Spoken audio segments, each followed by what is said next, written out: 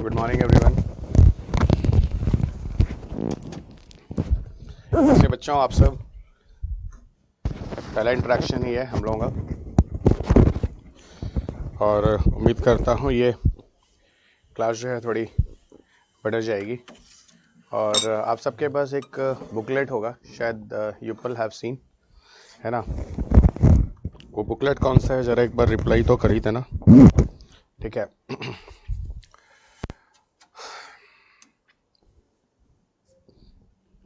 So everybody सी एक booklet होगा आप लोगों के पास, एक किताब होगी आपको दी गई होगी इंस्टीट्यूशन की तरफ से। ओके, सो वो ज़रा सा देख लेना, ठीक है? That is very very important.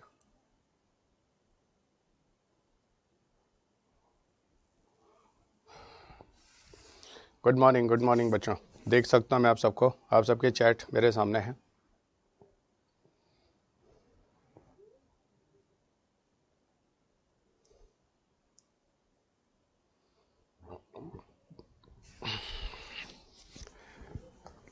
Good morning everyone.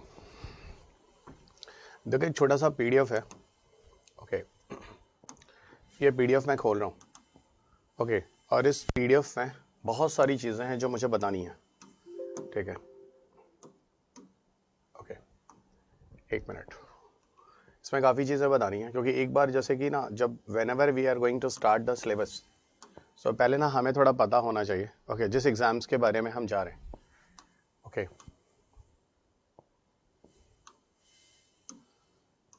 So it's a PDF, okay? या बुक 12, वेरी गुड। सो कुछ चीज़ें हैं, है ना? बुक 12 जो है that is a science and tech वाली जो बुकलेट है, so you people remember that, है ना? वो ज़रूरी है, ठीक है?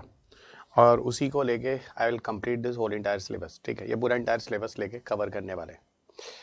First of all I have a question to all of you guys. अगर जब आप कोई भी सब्जेक्ट स्टार्ट करते हैं, ठीक है, जैसे here we are going to start the science and tech वाला part, you know what about it's a strategy, ठीक है? You must be know about it strategy, ठीक है? सबसे पहले बहुत ज़्यादा ज़रूरी होता है कि जब आप कोई भी एग्ज़ाम देने जा रहे हैं उसकी स्ट्रैटेजी क्या है, ओके? किस तरीके से लेके चलना है। यानी इवन अगर आप देखो तो what about the prelims and what about the mains, है ना? You must be know guys, ये ना, ये सबसे पहले आपको जानना होगा प्रीलिम्स और मेंस में क्या है, got it, in the subjects, okay? तो यहाँ पे थोड़ी सी चीज़ें हैं, थोड़ा ध्यान रखना, गॉट इट? सो एक तो यहाँ पे just one is the prelims and second is the mains. यानी हम जिस सब्जेक्ट के बारे में बात करने जा रहे हैं इसका प्रीलिम्स में क्या है और मेंस में क्या वेटेज है, पहले तो you must B very clear, ठीक है? देखो टुडेज लेक्चर जो पहला 2 घंटा है ना, here I will discuss with you all the question papers, all the analysis, और उसके बाद हम स्टार्ट करेंगे सिलेबस को, ठीक है? पर कहते हैं ना, कभी भी किसी काम की शुरुआत करनी है तो पहले ये समझ जाओ उसकी शुरुआत में कि इसमें काम क्या करना है, और वो चीज़ समझ में आ जाती है ना तो काम अच्छा हो जाता है। तो आज 50% काम हम आज ही करने वाले हैं।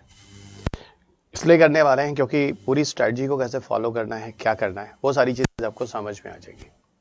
तो फर्स्ट 2 आवर्स में I will be there and another 2 hours में that subject will start, okay? अगर मैं आपसे ये पूछूं, ये बताओ कि इस सब्जेक्ट में अगर हम यूपीएससी की तैयारी कर रहे हैं तो definitely in the prelims examination में there are many subjects are mention, ठीक है?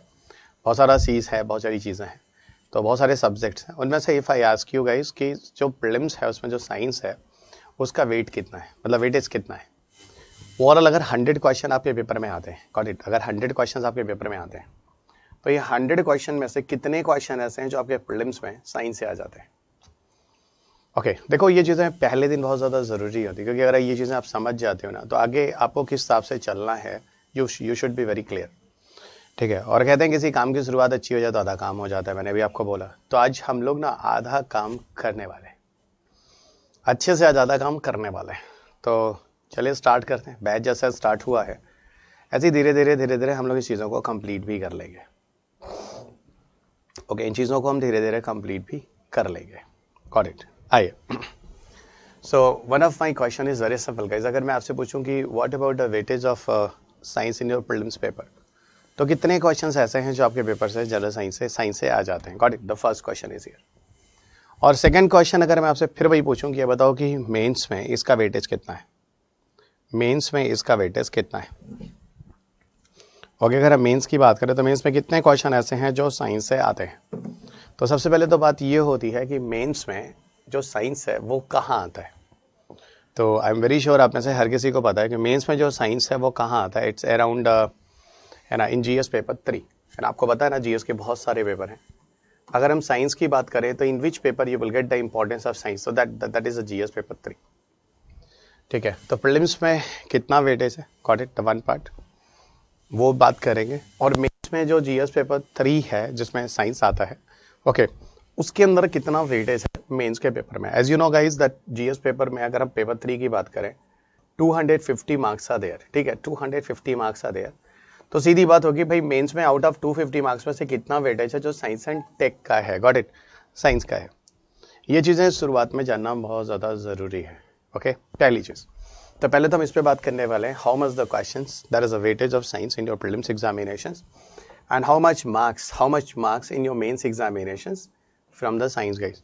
और ये दो चीज़ें अगर क्लियर हो जाती हैं ना तो एक आपको क्लियर व्यू मिल जाता है कि आपको अपने पेपर में कितना इंपॉर्टेंस देना है इस साइंस को according to prelims and mains examinations. और वही आज हम लोग पूरी बातें करने वाले हैं, ठीक है, वही पूरी बातें करने वाले हैं, गॉट इट। आपकी चैट में देख सकता हूँ, तो जो भी रिकमेंडेड होगा, जो भी आप जो भी शेयर करोगे उस हिसाब से आई मजर all the answers in between. तो आप दे रहिएगा आपके जो रिलेवेंट क्वेश्चंस होंगे, जो मुझे लगेगा I should have to discuss something, तो वो मैं आपको बोलता रहूँगा। आगे बढ़ते हैं।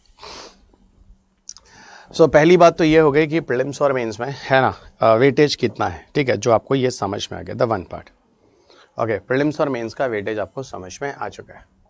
यही दूसरी तरफ है ना, यही दूसरी तरफ मैं थोड़ा लिए चलता हूँ, गॉट इट, प्रीलिम्स और मेंस के अलावा, ठीक है। आपके पेपर का सिलेबस क्या है, गॉट इट।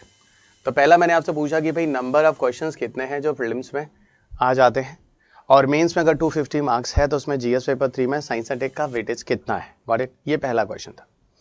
अब दूसरा क्वेश्चन मेरा है guys, did you see your syllabus of prelims examinations, और आपने अपने मेंस के एग्जाम का सिलेबस देखा है या नहीं देखा है, ठीक है। सबसे पहले काम की बात मैं कर रहा हूँ, यही कर रहा हूँ कि देखो पहले तो आपको वेटेज के बारे में बात कर लूँ कि प्रीलिम्स में क्या वेटेज है, मेंस में कितना वेटेज है, और वहीं दूसरी तरफ सिलेबस जो है वो प्रीलिम्स में कितना है और मेंस में कितना है ना। ये चीज़ें थोड़ा सा पहले क्लियर कर लेते हैं, that is very very important, ठीक है, चलेगा। तो देखो इन्हीं चीज़ों को डिस्कशन करने के लिए, इन्हीं चीज़ों के लिए मैं आप लोगों से सबसे पहले एक पीडीएफ खोलने जा रहा हूँ। उस पीडीएफ को जरा सुनते जाना, ठीक है, उस पीडीएफ को आप सुनते जाना, उसी पीडीएफ पे हमें कनेक्ट रहना है, ठीक है। और फिर मैं कह रहा हूँ जो पहला लेक्चर है वो बहुत ज़्यादा इंपॉर्टेंट होता है, ठीक है, और खासतौर से मेरे केस में तो बहुत ही ज़्यादा इंपॉर्टेंट, क्योंकि बाकी दिन हम क्या करने वाले हैं, everything you will understand in the today's lecture. Okay, so everything you will understand in this today's lecture, ठीक है, तो ध्यान रखिएगा। चलिए, सो कुछ क्वेश्चंस हैं मेरे साथ जो आए हुए, sir will you cover the static with the current affairs. Of course कोशिश पूरी रहेगी कि स्टैटिक के साथ करंट भी टच करता चलूँ। और काफ़ी लोगों ने मुझे भेजा है कि सर अराउंड 10+ क्वेश्चंस ऐसे हैं और 12 क्वेश्चंस ऐसे हैं जो प्रीलिम्स में साइंस से आते हैं। I can see your chat guys, है ना, जो मुझे आपके क्वेश्चंस दिख रहे हैं, ठीक है। सो इन्हीं टॉपिक्स को लेके our discussion will be there, है ना, यही डिस्कस होने वाला आज पहले तो, और यही चीज़ें आपको समझ में आ जाएंगी। तो एक हम सिलेबस देख लेते हैं पहले तो, और प्रीलिम्स और मेंस का वेटेज कितना है वो देखते हैं, और उसके बाद another part that is very important about the level of exams. Level of exams यानी हम जिस एग्जाम्स के लिए जा रहे हैं उसको लिए किस लेवल की प्रिपरेशन रखनी है, वो सारी चीज़ें आपको क्लियर हो जाएंगी।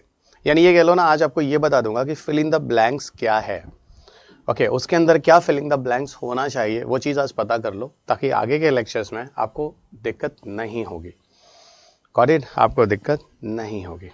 सो आई स्टार्ट नाउ, और उसके लिए एक पीडीएफ है जो आपके सामने स्क्रीन पर खुला हुआ है, ठीक है। इस पीडीएफ के लिए परेशान मत होइएगा, पीडीएफ आपको मिल जाएगा, गॉट इट। मैं ये सिर्फ इसलिए बोल रहा हूँ क्योंकि आपको यहाँ पे ना नोट करने की ज़रूरत नहीं है, ठीक है। So no need to write anything, है ना, मैं चीज़ों को डिस्क्राइब करता चला जा रहा हूँ, आप देखो तो दिखते चली जाइएगा, गॉट इट। देखो पहले तो ये पूरा का पूरा जो पीडीएफ है वो आपके लिए ही है, और यहाँ पे एक पूरा सिस्टम है, मतलब पूरा प्रीलिम्स के लिए और मेंस के लिए क्या वेटेज है किस हिसाब से वो स्क्रीन पे देख सकते हो। So it's exclusive programme for UPSC prelims and mains examinations. चलिए आगे बढ़ते हैं, ओके, आगे बढ़ते हैं। देखो जो मेरी एक एनालिसिस है डन। सो मेरी एनालिसिस है जहाँ पर ये मैं बता रहा हूँ आपको, लगभग 15% क्वेश्चन आपके पेपर में साइंस से आते हैं। तो 15% have a good weightage, 15% have a good weightage in your examination. ठीक है, आपके पेपर के लिए वेटेज सबसे इंपॉर्टेंट है। पीडीएफ लेना है तो आप ले लो, है ना। मैं आपको टेलीग्राम पे भेज देता हूँ, आप मेरा एक टेलीग्राम है उस पर दे देता हूँ, और साथ साथ आपको टीम से बोल दूंगा, वो आपको क्लास के बाद शेयर कर देंगे पीडीएफ को। ठीक है।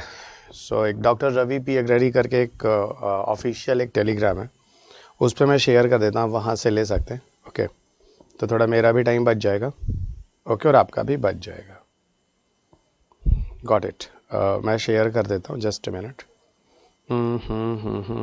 और ऑफिशियल भी आप लोगों को मिल जाएगा, ठीक है, ऑफिशियल भी you will get it. Got it. तो टेलीग्राम पे मैंने शेयर कर दिया है, doctor Ravi P Agrahari official करके एक टेलीग्राम है, ओके, वहाँ पे आपको मिल जाएगा।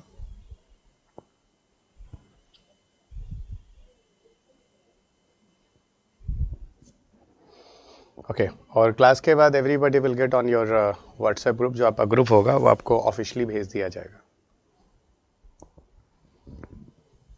लिखना नहीं, क्योंकि टाइम बर्बाद है। ये आपके यूपीएससी के क्वेश्चन पेपर है जो मैं आपको दिखा रहा हूँ। ओके, ये प्रीलिम्स के क्वेश्चन पेपर है, तो आपको नोट करने की ज़रूरत बिल्कुल नहीं है ना, अपना टाइम बर्बाद करेंगे। ओके, ये क्वेश्चन पेपर वैसे भी आप लोगों को यहाँ पे एक वो दिया होगा, कोर्स मॉड्यूल दिया होगा। ओके, आप देखना उस पूरे कोर्स मॉड्यूल में सारी चीज़ें दी हुई हैं। ओके, उस कोर्स मॉड्यूल में सारी चीज़ें दी हुई हैं। आप एक बार कोर्स मॉड्यूल देखोगे तो you will get it. Okay, it's there.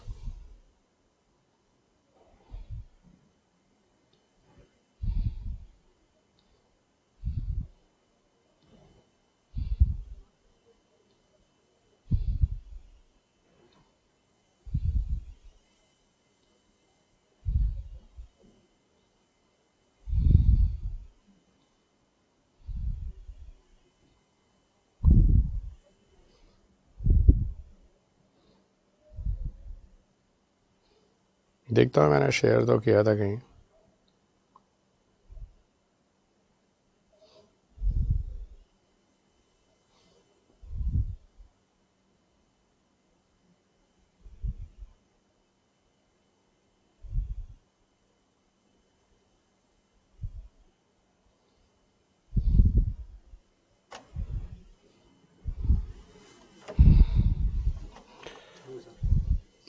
Thank you.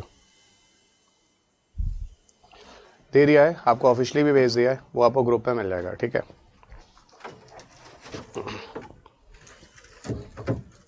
So the same PDF is here, है ना, सेम पीडीएफ इज हियर, दे रहा हूं मैं।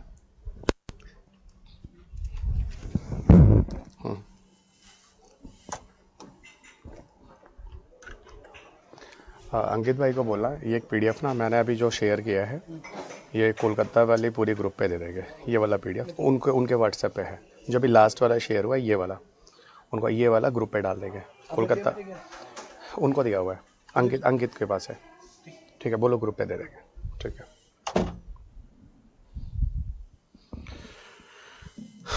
बच्चों दे दिया है मैंने आपको, ऑफिशियल मिल जाएंगे, है ना, तो डोंट वेस्ट योर टाइम। ठीक है, और टेलीग्राम पे मैंने शेयर कर दिया है।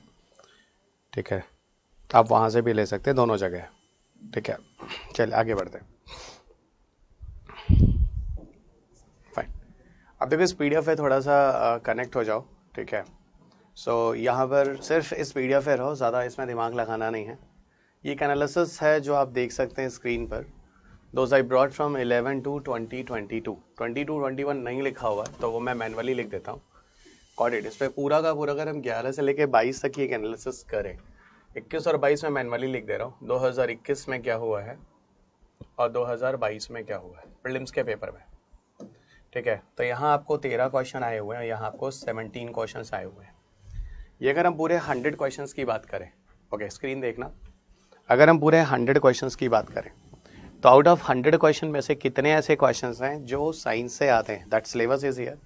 आप देखो ये पूरे के पूरे सिलेबस आपका लिखा हुआ है ना। इस सिलेबस में अगर हम देखें तो 2011 से 22 तक की अगर आप एनालिसिस करो तो मिनिमम क्वेश्चन आपको 13 दिखेंगे जो दिख रहे होंगे, और maximum question you will get as 20 question जो आपको दिख रहे हैं। ठीक है, और मैं आपको इसीलिए बोल रहा हूँ कि अगर आप साइंस का वेटेज मान के चलते हो तो आप 15 क्वेश्चन मान के चलो और प्लस माइनस 2 से 3 क्वेश्चन रखो, ठीक है।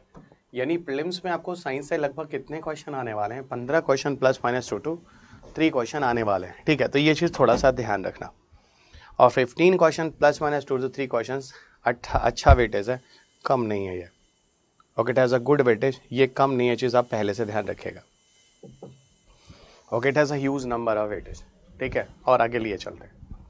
देखो अब यहाँ पर आगे बढ़ते हैं, ठीक है। ये चीज़ बहुत क्लियर है, यानी 15 question plus minus 2 to 3 question ये आपको साइंस में रखना है। डन। ओके, एक चीज़ और ध्यान रखना है यहाँ पे जो बहुत ज़रूरी है, मैं आपको बता दूँ यहाँ पर है क्या, ठीक है। आपके प्रीलिम्स के सिलेबस में, ठीक है, आप सबसे एक ही गुजारिश रहेगी कि आप 11 से लेकर और 2022 तक के क्वेश्चन पेपर देखते रहेंगे। ओके, 2011 से लेकर 2022 तक के क्वेश्चन पेपर देखते रहेंगे। रीज़न क्या है मैं आपको बताता हूँ। क्योंकि जो नया पैटर्न प्रीलिम्स का है ना वो 11 to 2022 का है, यानी आपके पास टोटल 12 साल के पेपर्स हैं। ओके, 12 ईयर्स के टोटल पेपर है जो आपको ध्यान देना है, साफ साफ ध्यान रखना, ध्यान देना है। अब हो सकता है कुछ लोग 25 साल के पेपर लगा रहे हो, 28 साल के पेपर लगा रहे हो, फिर वहाँ यही बोलते कि ये आपके काम का नहीं है क्योंकि वो पुराना पैटर्न है। Okay, so the one part that you must B very clear कि हमें सिर्फ 12 साल के पेपर ही देखने, क्योंकि अगर आप 2010 के पेपर देख लोगे या 9 के देख लोगे तो आपको ऐसा लगे यार यूपीएससी में ना बहुत सीधे क्वेश्चन आते हैं, बहुत ही आसान है, ठीक है। और ये तो डायरेक्ट क्वेश्चन होते हैं। और जैसे ही आप 11 से 22 का पेपर देखेंगे जो यूपीएससी का नया पैटर्न आया है, जहाँ पे उन्होंने सीसैट वगैरह भी इंट्रोड्यूस किया था, ठीक है, तो वो आपको समझ में आएगा नहीं यहाँ पर ऐसा बिल्कुल नहीं है। यहाँ पर जो क्वेश्चंस हैं वो लॉजिकल हैं, कॉन्सेप्चुअल हैं और अंडरस्टैंडिंग है। अगर आपको विषय यानी सब्जेक्ट की अगर अंडरस्टैंडिंग नहीं होती है तो you people can not solve this question. ये चीज़ थोड़ा सा ध्यान रखना, ठीक है, ये बहुत ज़्यादा ज़रूरी है। Okay, so it is very very important, everybody remember. Okay, so ये हो गया आपका जनरल साइंस। और आपको लिए चलते हैं, जरा ऊपर देखते हैं, ठीक है, इधर आओ।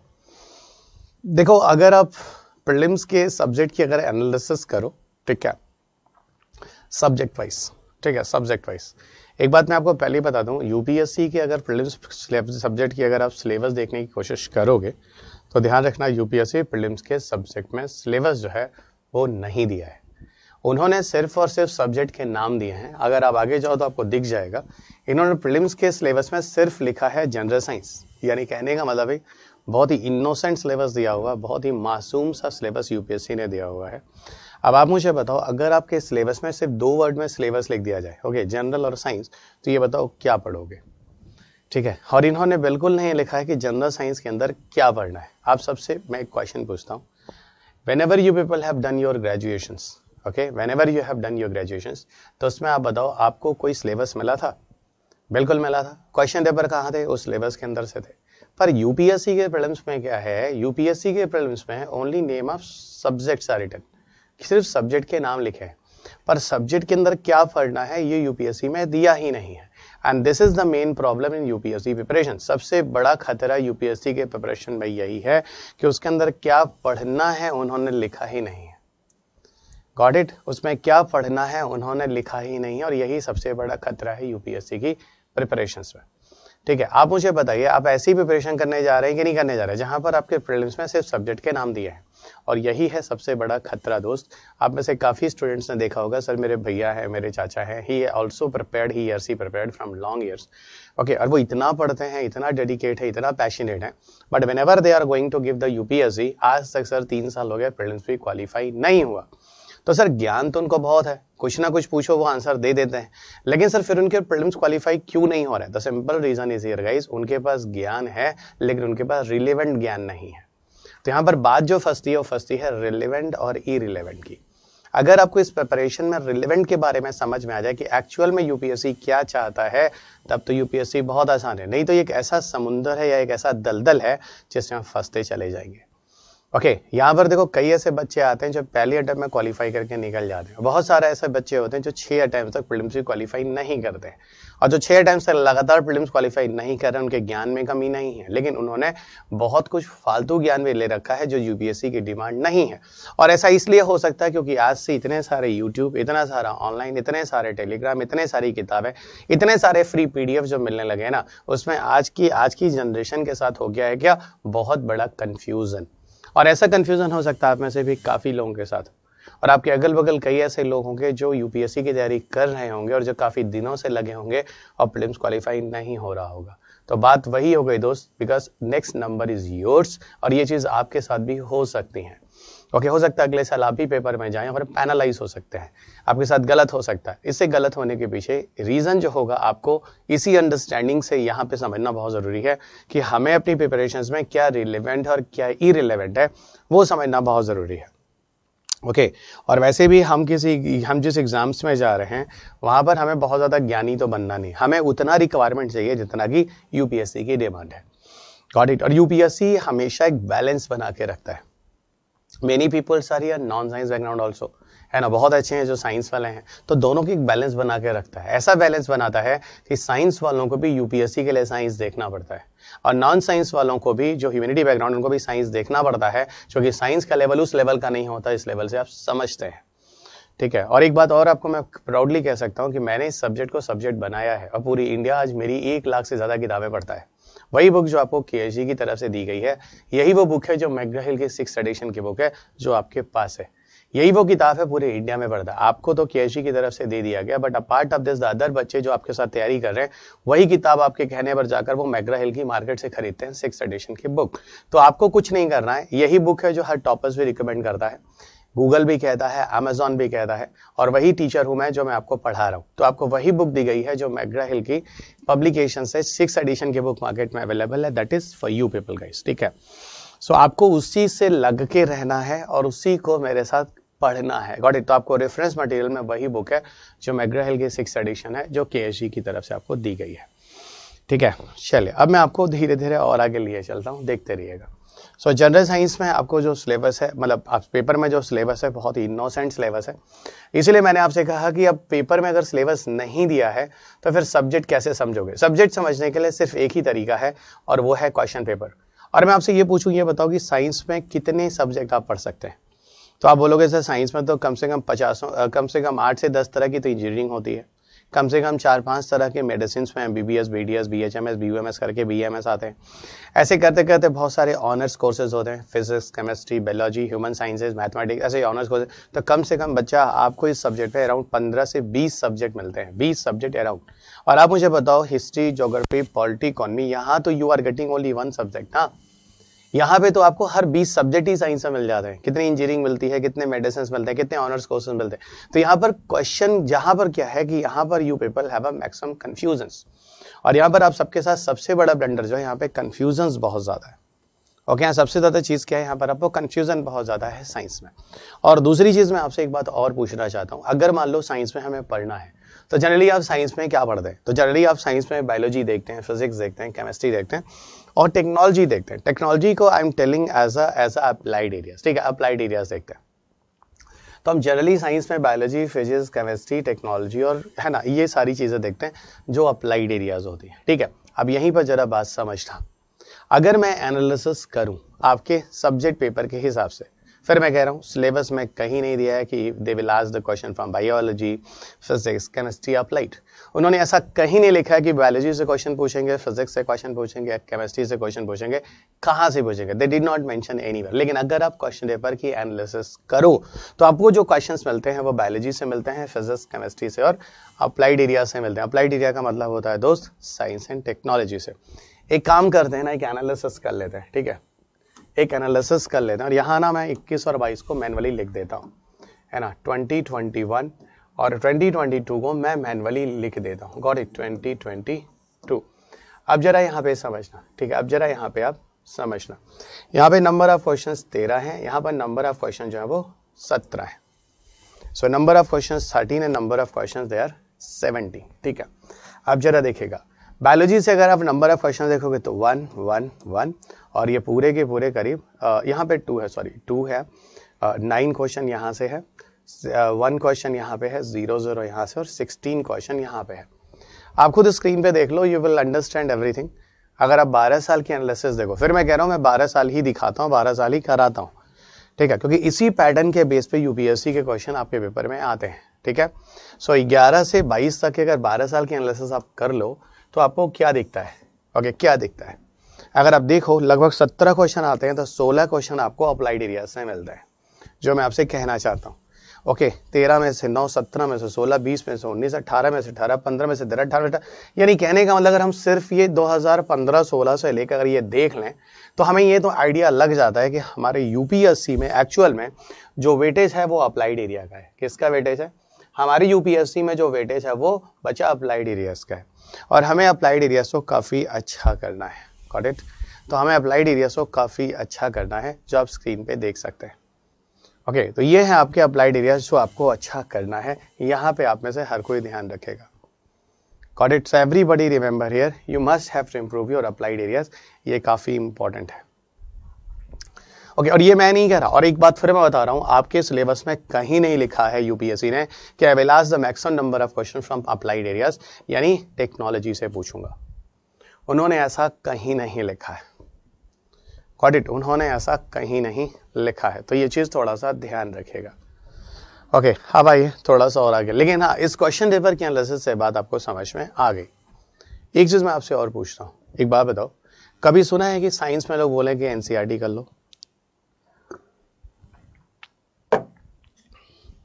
आपको पता है अगर कोई बोलता है कि साइंस में एनसीईआरटी कर लो काम हो जाता है, तो I have a single question with all of you, okay, and try to give me a satisfactory answer, ठीक है। अगर एनसीईआरटी कर लो तो साइंस में काम हो जाता है, जरा इस पे बात करते हैं। आप मुझे पता है, आप मुझे ये बता दो 6 से लेकर 12 तक के जो भी क्वेश्चन पेपर है, मतलब सॉरी बुक है एनसीईआरटी की, उसमें जो साइंस लिखी गई है उस साइंस में क्या है? उस साइंस में दोस्त बायोलॉजी है, उस साइंस में फिजिक्स और केमिस्ट्री है, और कुछ नहीं है उसमें, अप्लाइड एरियाज नहीं है, टेक्नोलॉजी नहीं है। यानी कहने का मतलब है कि यूपीएससी की प्रिपरेशन में आपको एनसीईआरटी की बुक बहुत ज़्यादा हेल्प नहीं करने वाली है, गॉट इट, क्योंकि आपके पेपर में जो वेटेज है वो किसका होता है? अप्लाइड एरियाज का होता है, ओके, अप्लाइड एरियाज का होता है। यानी आपको ये वाले पर ज़्यादा ध्यान देना है, गॉट इट, इस वाले एरिया में आपको ज़्यादा ध्यान देना है। बायोलॉजी फिजिक्स केमिस्ट्री का रोल आपके पेपर में बहुत कम है, और आपकी एनसीईआरटी जो है, फिर मैं बता रहा हूँ, एनसीईआरटी जो है वो बायोलॉजी फिजिक्स और केमिस्ट्री पर लिखी गई है, ना कि टेक्नोलॉजी पर लिखी गई है, ओके, ना कि टेक्नोलॉजी पर लिखी गई है।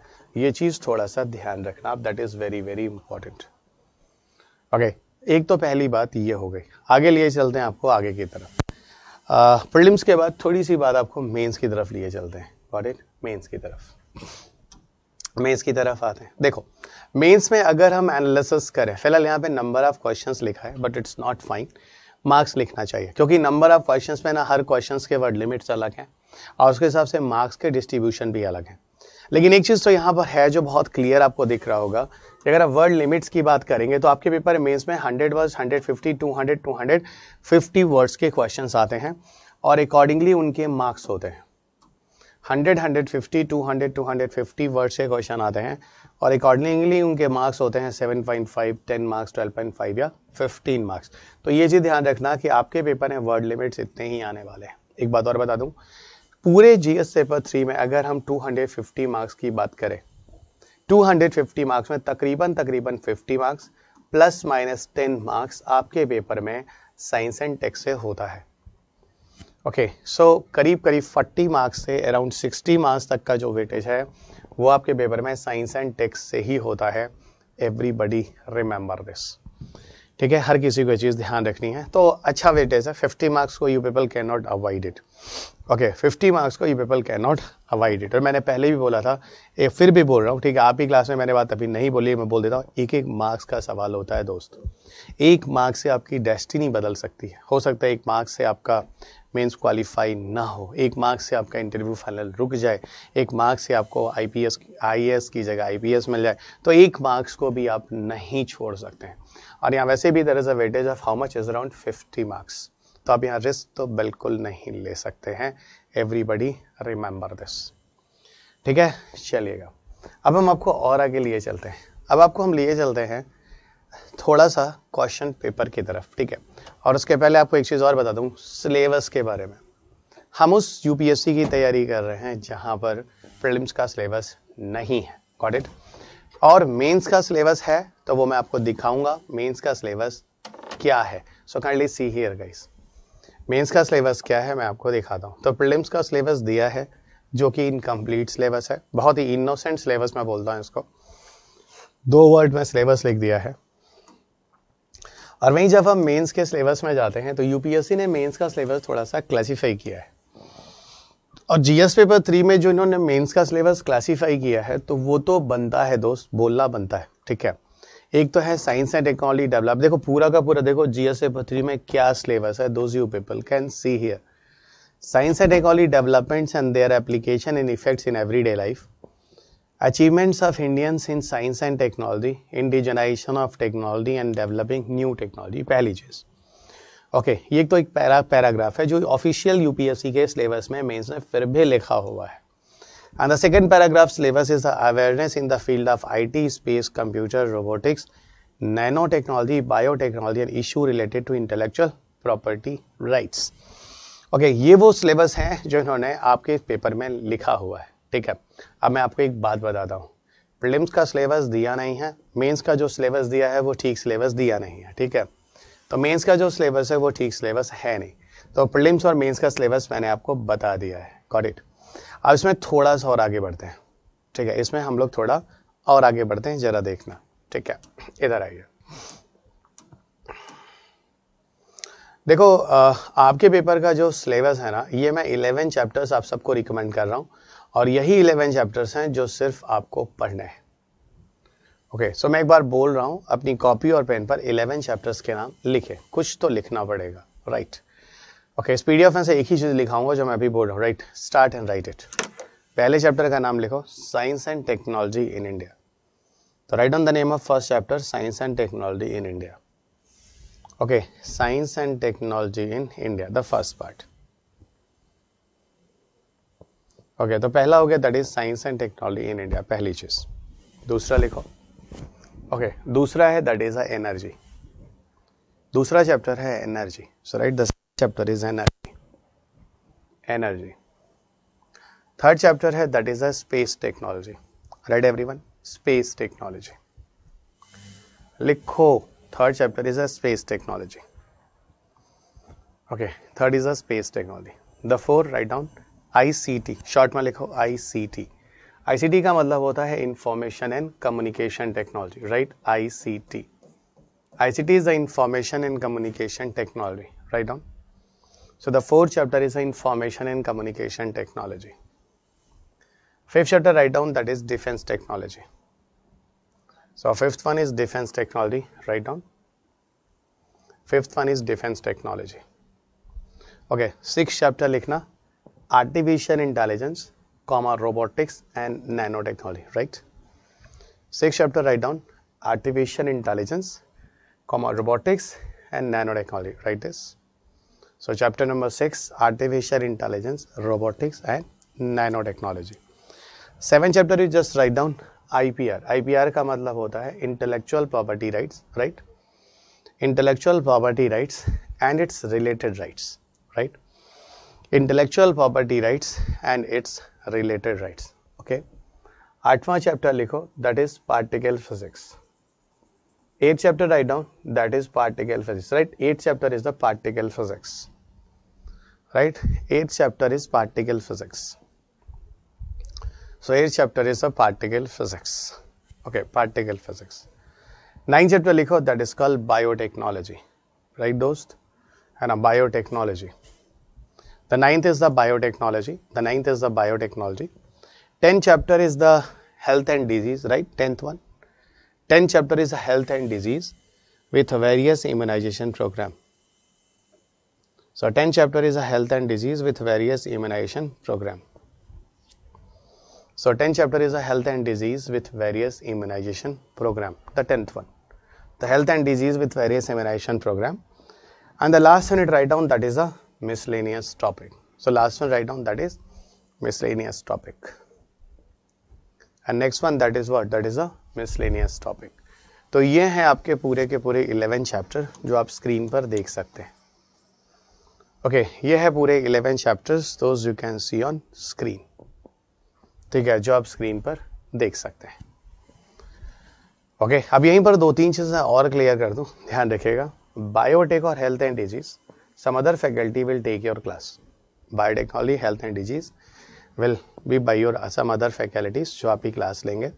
और एक टॉपिक है जिसका नाम है साइबर सिक्योरिटी. चीज़ें पहले सिलेबस में क्लियर कर दूं. Cyber security, cyber security actual में इंटरनल सिक्योरिटी के अंदर आता है. ओके, वो पार्ट जो है वो आईसीटी के साथ भी कॉमन होता है, वो पार्ट मैं कवर करूंगा आपके साथ यहाँ पर. Okay, so that portion I will also cover here. Information and communication technology के अंदर ही आता है ना, साइबर सिक्योरिटी. फिलहाल फिर मैं बता रहा हूँ, जब आपके इंटरनल सिक्योरिटी के टीचर आएंगे तो ही विल टेल यू कि ये ना रवि सर पढ़ाएंगे, दोस्त are taking your science and technology classes. तो चीज़ मैं क्लियर कर दूँ, हाँ ये चीज़ मैं ही पढ़ाऊँगा. Got it. तो ये इंटरनल सिक्योरिटी का पोर्शन है, दोस्त आई विल कवर हियर. और ये बायोटेक और हेल्थ एंड डिजीज वाला है, that some other faculty will take your classes. तो ये पूरा एक चैप्टर है जो आप स्क्रीन पर देख सकते हैं. ओके, सो ये पूरा का पूरा चैप्टर है जो आप स्क्रीन पर देख सकते हैं. इसी चैप्टर को लेकर हमें चलना है पूरा यहाँ पर. ठीक है, चलेगा. अब देखो कितना इंटरेस्टिंग है ना. यूपीएससी जिन्होंने प्रीलिम्स का सिलेबस नहीं दिया है और यूपीएससी ने जो मेंस का सिलेबस दिया है वो पूरा सिलेबस नहीं दिया है. Got it. वो हमने यहाँ पूरा कर लिया है. वैसे पार्टिकल फिजिक्स वगैरह देखो तो मेंस में कहीं लिखा ही नहीं है. So this is the reason I am telling you guys कि इन्होंने जो मेंस में जो काम किया है सिलेबस वगैरह में, वो एक परफेक्ट सिलेबस नहीं है. Everybody remember this. आइए आपको आगे लिए चलते हैं. ठीक है, अब थोड़ा सा आपको क्वेश्चन पेपर की तरफ लिए जाते हैं, आगे बढ़ते हैं. इधर देखना. देखो मैं ना आपको कुछ मेंस के क्वेश्चन पेपर दिखाता हूँ. ठीक है, जो मेरे पास है. स्लाइड नंबर 28 स्लाइड नंबर 28 पर 2020 का क्वेश्चन पेपर है मेंस का. मैं आप सबसे गुजारिश करूंगा 2013 से लेकर 2022 का फिर याद रखना. ठीक है, 2013 से लेकर 2020-22 के जितने भी मेंस के क्वेश्चन पेपर आए हैं, ओके, वो साइंस एंड टेक का पेपर आप देख लेना सबसे पहले. और मैं आपको उसी हिसाब से पढ़ा भी रहा हूँ. Got it. और जो 2011 से लेकर 2022 का जो मेंस का क्वेश्चन पेपर है प्रीलिम्स का, ठीक है, वो देख लेना, क्योंकि मैं आपको उसी हिसाब से पढ़ा रहा हूँ. आप देखो या नहीं देखो, आपकी बुक में हर चैप्टर के बाद प्रीलिम्स के क्वेश्चन पेपर दिए गए हैं. हर चैप्टर के बाद प्रीलिम्स के क्वेश्चन पेपर दिए गए हैं, ये चीज़ ध्यान रखना. ओके, तो सारे के सारे क्वेश्चन पेपर जो है वो दिए गए हैं. Everybody remember this. ओके, फिर मैं आपको बोल रहा हूँ, जब आप क्वेश्चन पेपर देखोगे and that time you will understand actually UPSC का लेवल क्या है. फिर मैं बोल रहा हूँ, ऐसे 90% बच्चे पहले ही बाहर हो जाते हो, क्योंकि उन्होंने कभी यूपीएससी के क्वेश्चन पेपर देखे ही नहीं है. उन्होंने यूपीएससी के क्वेश्चन पेपर लगाए ही नहीं है. उनको पता ही नहीं है किसी टॉपिक को पढ़ने के बाद भी यहाँ पे यूपीएससी कैसे क्वेश्चन निकाल सकता है. इसीलिए पेपर ही लगाने से आपको आंख खुलती है. ये चीज़ मैं आपको साफ साफ बता रहा हूँ. और पेपर ही है आपको जो आपका एक ब्रह्मास्त्र है, कह सकते हैं, जो आपको सद्बुद्धि दे सकता है. ठीक है, मतलब एक राइट अप्रोच आपको दे सकता है कि एक्चुअल में हमें यहाँ क्या करना है. ठीक है, चलेगा. तो मैं यहाँ पर आपको एक क्वेश्चन पेपर दिखा रहा हूँ 2020 mains. What do you understand by nano technology and how it is helping in the health sector. Sir समझ गए, नैनो टेक्नोलॉजी पर यूपीएससी ने मेंस का क्वेश्चन बनाया. ठीक है, आप टॉपिक पे ध्यान दीजिए. क्वेश्चन पेपर अगर आप लगा लेते हैं अभी ही, तब फिर आपको मेरी क्लास करने की ज़रूरत है नहीं. फिर तो वो 50-55 घंटे जो मैं आपके साथ जुड़ने वाला हूँ, फिर तो आपको करने की ज़रूरत है नहीं. तो अभी ज्ञानी बनने की ज़रूरत नहीं है. जस्ट ट्राई टू अंडरस्टैंड कि वो क्या पूछता है. मैं चीज़ें आपको दिखा दूँ. मैंने बोला ना, पहले 2 घंटे में हम आपको दिमाग सही जगह लगा लेते हैं कि हमारी जो एनर्जी है वो किस जगह कहाँ लगने वाली है. According to demand of UPSC वो चीज़ ज़रा समझ लेते हैं. ठीक है, इस पीडीएफ से इतना तो हो जाएगा कि आपकी आंख पूरी तरह से खुल जाएगी. ठीक है, चले. So what do you understand by nanotechnology and how it is helping in the health sector? The first question. Second question, how is science तो ये आपका क्वेश्चन जो है वो नैनो टेक्नोलॉजी से जुड़ा हुआ है. And nanotechnology is one of the subject even chapter that you already have mentioned. Second question, how is science interwoven deeply our life and what are the striking changes in the agriculture triggered off by the science-based technology? So how is science interwoven deeply with our lives and what are the striking changes in agriculture triggered off by the science-based technology? तो ये चीज़ें हैं कि science and technology का agriculture sector में कहाँ कहाँ contribution है, ठीक है, कहाँ कहाँ कॉन्ट्रीब्यूशन है, ये चीज़ आपको थोड़ा सा समझना होगा, ठीक है। थर्ड क्वेश्चन पे आते हैं। ये क्वेश्चन जो है वो चैप्टर नंबर 1 से है, science and technology in India में, उसके जो एग्रीकल्चर रिलेटेड जो एप्लीकेशंस हैं कहाँ कहाँ पर। थर्ड क्वेश्चन है, discuss different types of cyber crimes and measures required to be taken to fight the मीनास।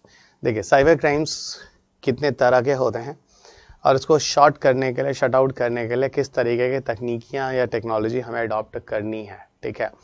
ये क्वेश्चन आपको साइबर सिक्योरिटी से है या इसको आप आईसीटी से भी जोड़ सकते हैं। You should be very clear guys. Okay, लिए चलते हैं आगे। 2020 में तकरीबन 60 मार्क्स के क्वेश्चन थे जो साइंस एंड टेक से थे, काफ़ी क्वेश्चन थे। 2020 में ही कोविड भी था, काफ़ी एग्रेसिव लेवल पे था। COVID-19 pandemic has caused an unprecedented devastation worldwide. However, technological advancements are being availed readily to win over the crisis, ठीक है। Give an account how technology was sought to aid the pandemics, है ना, management of the pandemics, यानी कहाँ पर technology का use किया गया पेंडेमिक को मैनेज करने के लिए, है ना, पेंडेमिक को मैनेज करने के लिए। This is the UPSC questions, ध्यान रखिए। यानी पूरा का पूरा आपकी बुक में देखो एक चैप्टर मैंने लिखा हुआ है, दैट इज कोरोना डायरी। जब आप खोलोगे, ठीक है, तो वहाँ आपको मिल जाएगा और आपके हेल्थ वाले टीचर ये कराएंगे। पूरा कोरोना डायरी पे मैंने A to Z सारा दे रखा है, ठीक है, A to Z सारा दे रखा है। फ्रॉम दिसंबर 2019 से लेकर आज तक कोविड के केस में कहाँ कहाँ पर कौन कौन सी टेक्नोलॉजी आई है, एवरीथिंग देयर गाइस। तो वो चीज़ आपको वहाँ से देखना पड़ेगा, ठीक है। तो that is the third question. Next question, ये हेल्थ एंड डिजीज पे क्वेश्चन है जो यूपीएससी ने पूछा हुआ है। अगला question, describe the benefit of deriving electrical energy from sunlight in contrast to conventional energy. यानी सीधी बात है कि सन की जो एनर्जी है, ओके, जो सन की एनर्जी है वो कैसे कन्वेंशनल एनर्जी से बेटर है। कन्वेंशनल एनर्जी उन्हीं को कहते हैं जो आज हम जनरली यूज़ में ला रहे हैं, जैसे कोल और पेट्रोलियम। ये चीज़ आज आपको क्लियर हो जाएंगी, है ना। सेकंड हाफ में जब मैं स्टार्ट करूँगा तो माई चैप्टर विल बी एनर्जी, और वहाँ पर आपको चीज़ें काफ़ी हद तक और क्लियर हो जाएंगी कि मैं आपसे कहना क्या चाहता हूँ। Okay, so you will be very clear at that time, ठीक है। आगे बढ़ते हैं। अगला क्वेश्चन है कि what are the initiative offered by the government for the purpose. यानी कहने का मतलब है जो गवर्नमेंट के स्कीम्स और प्रोग्राम्स है ना, वो भी हमें जानने होते हैं साइंस एंड टेक में। अब जैसे यहाँ देखो, इन्होंने पूछा है कि सोलर एनर्जी से जुड़े कौन कौन से इनिशिएटिव हैं जो गवर्नमेंट ने लाए हैं, तो उठाएंगे Jawaharlal Nehru solar energy mission, है ना, फ्लोटिंग सोलर प्लांट, MNRE का प्रोजेक्ट, सैफरन रिवोल्यूशन, PM कुसुम योजना, सोलर चरखा मिशन, वो सारे के सारी चीज़ें जो आएंगी इसके अंदर आएंगी। तो सर इस हिसाब से, तो जिस हिसाब से क्वेश्चन देख के पता चल रहा है कि हमें स्कीम्स ठीक से पढ़ने पड़ेंगे, बिल्कुल ठीक से पढ़ने पड़ेंगे। दोस्त are not in the prelims, even mains, even prelims also. यही मैं आपको कहना चाह रहा हूँ। तभी मैंने कहा कि क्वेश्चन पेपर देखने का आपको समझ में आता है क्वेश्चन यूपीएससी किस तरीके से सब्जेक्ट, दूसरे सब्जेक्ट के सोशल इशू को उन्होंने किस तरीके से स्मार्टली यहाँ पर एनर्जी के साथ जोड़ दिया है। क्यों? Rural energy corporation, rural energy जो प्रोग्राम है वो एक सोशल प्रोग्राम ही तो है, लेकिन एनर्जी है तो वो एनर्जी है, यानी साइंस एंड टेक्नोलॉजी है। इसका मतलब सर आप ये कहना चाह रहे हैं कि हमें साइंस एंड टेक को सोशल इशू के साथ जोड़कर देखना पड़ेगा। हाँ, कुछ चैप्टर ऐसे हैं जहां आपको जोड़ने पड़ेंगे, और यही चीज़ मैं आपको कह रहा हूँ। क्वेश्चन पेपर आपको सिखाता है कि हमें सब्जेक्ट्स को कैसे करना है, और मैं यहाँ पर आपको फिर कह रहा हूँ, अभी मैं पढ़ा नहीं रहा, मैं भी आपको चीज़ों को समझा रहा हूँ। पढ़ाई तो आफ्टर ब्रेक शुरू होने वाली है, पहले समझ तो लो कि यूपीएससी का लेवल क्या है, प्रॉब्लम क्या है। आया नहीं पहले दिन, सिलेबस खत्म, अरे भाई क्या चल रहा है, अरे भाई कैसे चल रहा है, यही क्यों पढ़ रहे हैं, व्हाट इज द डिमांड, वो तो देख लो। That is the reason I am investing my 2 hours here. मैं भी आके लिख सकता, चल भाई एनर्जी स्टार्ट करते हैं, ये साइंस एंड टेक स्टार्ट, नहीं, रुक जाओ, पहले समझ लो एक बार कि व्हाट इज द डिमांड, फिर आगे करेंगे। वही तो करने आए हैं, लड़ा करे सिलेबस, लेकिन रुक जाओ, पहले try to understand the subject and syllabus. और सबसे बड़ी बात हो गई कि हमें उन विद्यार्थियों की तरह, उन स्टूडेंट्स की कैटेगरी में नहीं जाना है कि बस एग्जाम देना है, हमें देना है तो निकालना भी है। Got it? हमें देना है तो निकालना भी है। क्योंकि अगर आई एम अ गुड टीचर तो वो कैसे प्रूफ होता है, मेरे कहने से? बिल्कुल नहीं। दुनिया के सारे टीचर समझते हैं उनसे अच्छा कोई नहीं पढ़ा था, वो तो बच्चे के रिजल्ट से प्रूफ होता है ना। तो रिजल्ट ओरिएंटेड काम करना है, और रिजल्ट ओरिएंटेड के लिए ही शुरू में देख लो कि क्या पूछते हैं सब, उसी हिसाब से दिमाग को मेकअप कर लो, और फिर वही फिल इन द ब्लैंक्स को मैं आपको समझा रहा हूँ। यही वो गैप है, यही वो वैक्यूम है जिसको भरना है, बस सिलेक्शन फिनिश्ड। ओके चलिएगा और बताता हूँ, ठीक है, और आगे बढ़ते हैं।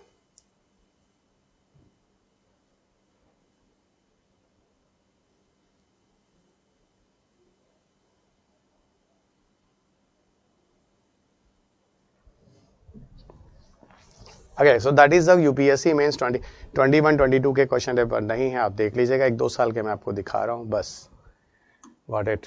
बाकी ये पीडीएफ क्यों दिया है, आप बैठ के घर पे देखना, ठीक है, नहीं तो पीडीएफ देने का क्या मतलब था, चलेगा।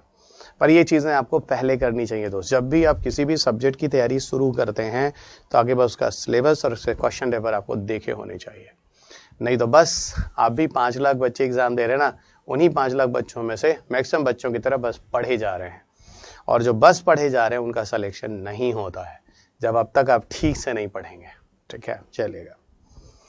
अब देखिए 20 के बाद 19 का क्वेश्चन पेपर है। 19 में 4 क्वेश्चन पूछे, क्या क्या पूछे जरा देख लेते हैं। What is India's plan to have its own space station and how will it benefit our space programme. तो स्पेस स्टेशन से क्या क्या प्लान है भारत का अपना, और कैसे हमारे स्पेस प्रोग्राम को बेनिफिट करने वाला है, that is the first question. तो सर ये स्पेस टेक्नोलॉजी है, चलिए आप समझते हैं कि सब्जेक्ट किस चैप्टर से है। What is cyber dome project, explain how it can be useful in controlling the internet crime. Sir ये साइबर सिक्योरिटी है, चलो बहुत अच्छा, आप चैप्टर तो समझने लगे। How is the government of India protecting the traditional knowledge of medicine from patenting by pharmaceutical company. Sir ये पेटेंटिंग का है ना, तो बिल्कुल ये इंटेलेक्चुअल प्रॉपर्टी राइट में होगा, बिल्कुल सही है आप। और ये आईसीटी में भी आता है, इंफॉर्मेशन एंड कम्युनिकेशन टेक्नोलॉजी में भी आता है। एक बात मैं आपको और समझा दूं, जरा सुनना। असल में क्या है, ये जो क्वेश्चन है ना जो तीसरा देख रहे हो, ये 2016 में भी आया हुआ है। तो सर ये यूपीएससी ने 16 वाले क्वेश्चन 19 में रिपीट मार दिए। हाँ बिल्कुल मार दिए, लेकिन सर फिर और कुछ नहीं, आपने कभी पेपर लगाया ही नहीं, और 16 वाला क्वेश्चन उठा के यूपीएससी ने टीकेडीएल वाला, traditional knowledge of digital library, जो मेडिसिनल प्लांट वाला उठाकर यूपीएससी ने यहाँ दे दिया आपके पेपर में। वही बात तो मैं आपको कह रहा हूँ। तो सर ये क्वेश्चन आप दिखाओ कहाँ आया है, बिल्कुल दिखा रहा हूँ, इसीलिए तो मैं पीडीएफ लेके आया हूँ, फायदा तभी तो हो रहा है। ये देखो आपके पेपर में क्वेश्चन पूछ रहा है टीकेडीएल का, 2015 में, देखो 16 में नहीं 15 में पूछा है इन्होंने, 2015 के मेंस में क्वेश्चन पूछा हुआ। नीचे देखो, India's traditional knowledge digital library TKDL which has a database containing the formatted information on more than 2 million medicinal formulation proving a powerful weapon in the country's fight against the erroneous patents। देखो patents को फिर टीकेडीएल, वही question पीछे भी, लिखने का तरीका यहाँ कुछ और है और यहाँ कुछ और है, लेकिन क्वेश्चन इन्होंने रिपीट मारे हैं। सर ये तो कमाल हो गया सर। कमाल तो तब हुआ ना जिन बच्चों ने पेपर देखा, बाकी बच्चे तो बस अंधेरे में तीर लगा रहे हैं ना, लगाते रहो। तुम ही क्यों लगा रहे हो, 5 लाख बच्चे लगा रहे हैं, ठीक है ना, अभी लगाते रहिए तीर, लगाते रहिए, सपने देखते रहिए बड़े बड़े। वही बात क्या है, सपने तो सब बड़े देखते हैं, पर सपने पूरे उसी के होते हैं जो सही तरीके से पढ़ाई करते हैं, ठीक है। सबको पता है यूपीएससी की तैयारी में पढ़ना बहुत है, क्योंकि एक ऐसी प्रिपरेशन कर रहे हैं जहां प्रीलिम्स में सिलेबस नहीं है, और मेंस में जो सिलेबस है वहाँ से पूरे क्वेश्चन नहीं आते हैं। तो वही बात मैं कह रहा हूँ, जब तक नहीं समझोगे तब तक तो बस पढ़ते रहो, ज्ञानी बन जाओ, है ना, खूब ज़्यादा नॉलेज रख लो, ठीक है। चलो अब आगे लिए चलते हैं। तो सर ये तो मज़ेदार क्वेश्चन रहा सर, यूपीएससी ने रिपीट मार दिया, थैंक गॉड अगर आपको ऐसा लगता है तो। How can biotechnology improve the living standard of the farmer. Sir biotechnology पे फिर इन्होंने मेन सा क्वेश्चन पूछा, उन्होंने फार्मर्स की लाइफ से जोड़ दिया है। चल सर मैंने आपको 2 क्वेश्चन दिखा दिए और एक चीज़ ये जरूर कंफर्म कर दिया कि सर इन्हीं 11 चैप्टर से ही, चाहे वो मेंस के क्वेश्चन पेपर हो, सारे के सारे आए हैं। बहुत सही। तो सर हमें ना मेंस का सिलेबस मिल गया, एक्सेलेंट। अगर ऐसा लगता है आपको तो बहुत अच्छी बात है। और सर वो जो आपने 11 चैप्टर बोले ना, वही 11 चैप्टर से क्वेश्चन रहते हैं, बहुत सही। और एक बात और देख लो, अगर आप यूपीएससी के पीटी और मेंस से क्वेश्चन पेपर उठा लो, सारे के सारे क्वेश्चंस इसी 11 चैप्टर से रहते हैं। इसीलिए मैंने कहा दोस्त कि इसको तो लिखो, भले ही पीडीएफ में लिखा फिर भी अपनी कॉपी में पहले 11 चैप्टर्स लिखो, और ये भी ओनली 11 चैप्टर्स लिखो। तो सर मतलब आप इतने कॉन्फिडेंस से कह रहे हैं, अरे भाई कॉन्फिडेंस क्यों नहीं कह रहे, क्वेश्चन पेपर आपके सामने है, सिलेबस हमने खुद बना लिया और ये एक साल नहीं हर साल ऐसा हुआ है, ठीक है चलिएगा। अच्छा एक साल और देख लेते हैं, 20 देख लिया, 19 देख लिया, लगे हाथों 18 भी देख लेते हैं, 3 साल बहुत होता है। 18 में कह रहा है discuss the work of Bose Einstein statistics done by professor Satyendranath Bose and show how it revolutionised the field of physics. तो सर ये बोस आइंस्टाइन वाला क्वेश्चन कहाँ आता है, वहीं आता है जिसका नाम है पार्टिकल फिजिक्स। और पता है ये सब्जेक्ट आपके सिलेबस में है ही नहीं, मतलब ये वाला टॉपिक आपके सिलेबस में है ही नहीं। आपने मेंस में कहीं पार्टिकल फिजिक्स देखा था अपने सिलेबस में, कहीं नहीं लिखा था, पर ये क्वेश्चन इन्होंने पार्टिकल फिजिक्स से पूछा है, तो फिर तो उस हिसाब से अगर यूपीएससी के सिलेबस के हिसाब से चलें तो हमें पार्टिकल फिजिक्स नहीं पढ़ाना चाहिए। लेकिन मैं ऐसी गलती नहीं करूंगा क्योंकि मैं क्वेश्चन पेपर देखता हूं और मुझे पता है पार्टिकल फिजिक्स से तो पीटी में भी 8 क्वेश्चन आए हुए हैं, तो वो चैप्टर मैं कैसे छोड़ सकता हूं। एग्जैक्टली अब समझ में आई बात। पढ़ने का नजरिया यूपीएससी के क्वेश्चन पेपर को देखने के हिसाब से सेट करना है। सिलेबस भी यूपीएससी ने गुमराह करने के लिए ऐसे सिलेबस दिए हैं। क्यों दिया है ऐसा, कैसे दिया है, 80% तो पार्ट इन्होंने दे दिए, 20% चीजें उन्होंने सिलेबस में मेंशन नहीं की, और कई चीजें उन्होंने सिलेबस में ऐसी मेंशन की जहां से क्वेश्चन आते नहीं हैं। तो मिला जुला के आपको सब कुछ समझ में आ चुका है। एक थंब तो बनता है सर, एकदम परफेक्ट समझ में आ रहा है और चीज़ें एकदम दिमाग खोलने वाली हैं और बिल्कुल समझ में आ रहा है सर, मैं बहुत ही सुरक्षित हाथ में हूँ, ठीक है, बहुत ही सेफ हैंड में हूँ। बिल्कुल इतना ही, बस 2 वर्ड मेरी तरफ से, ट्रस्ट मी, बाकी कुछ बोलने की ज़रूरत नहीं है, ठीक है। भाई आपकी चैट बंद हो गई, चैट वैट भी दिखते रहना चाहिए, दिख जाओ बच्चों।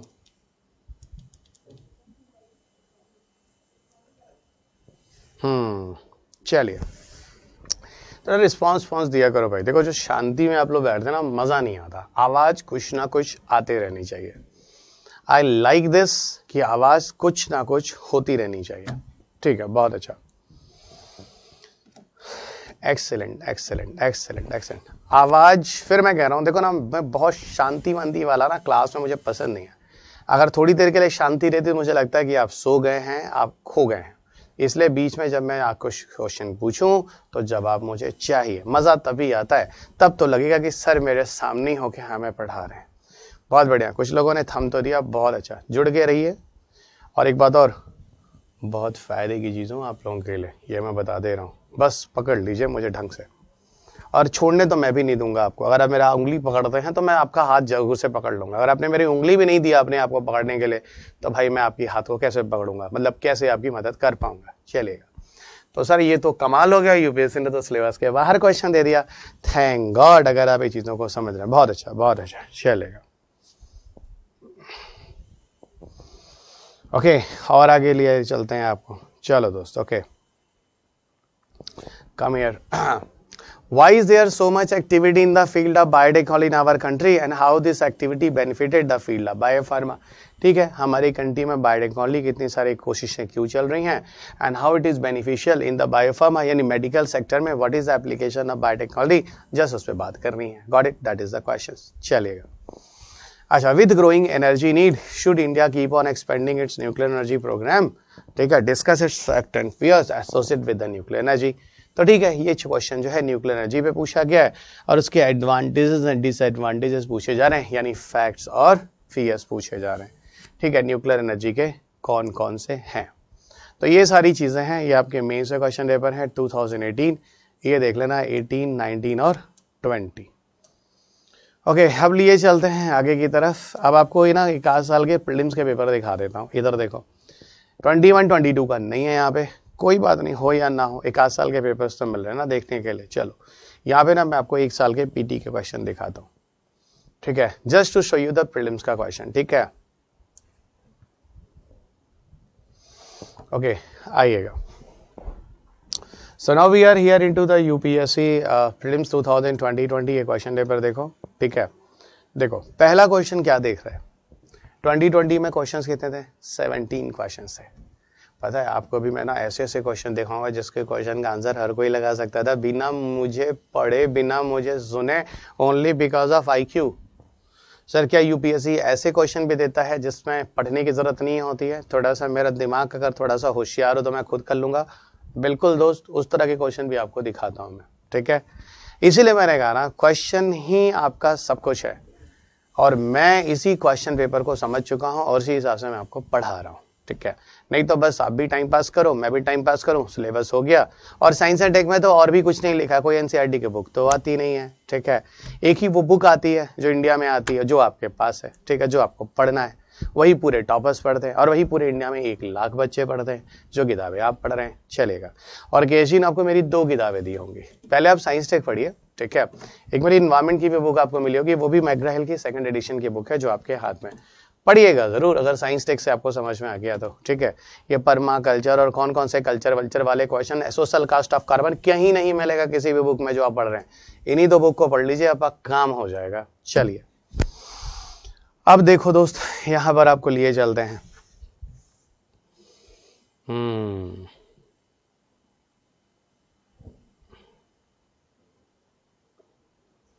ओके देखो पहला क्वेश्चन है, according to India's national policy on biofuel which of the following can be use as a raw material for the production of biofuel. तो भाई कौन से ऐसे प्लांट्स हैं जिनको हम बायोफ्यूल के प्रोडक्शन के लिए as a raw material use कर सकते हैं।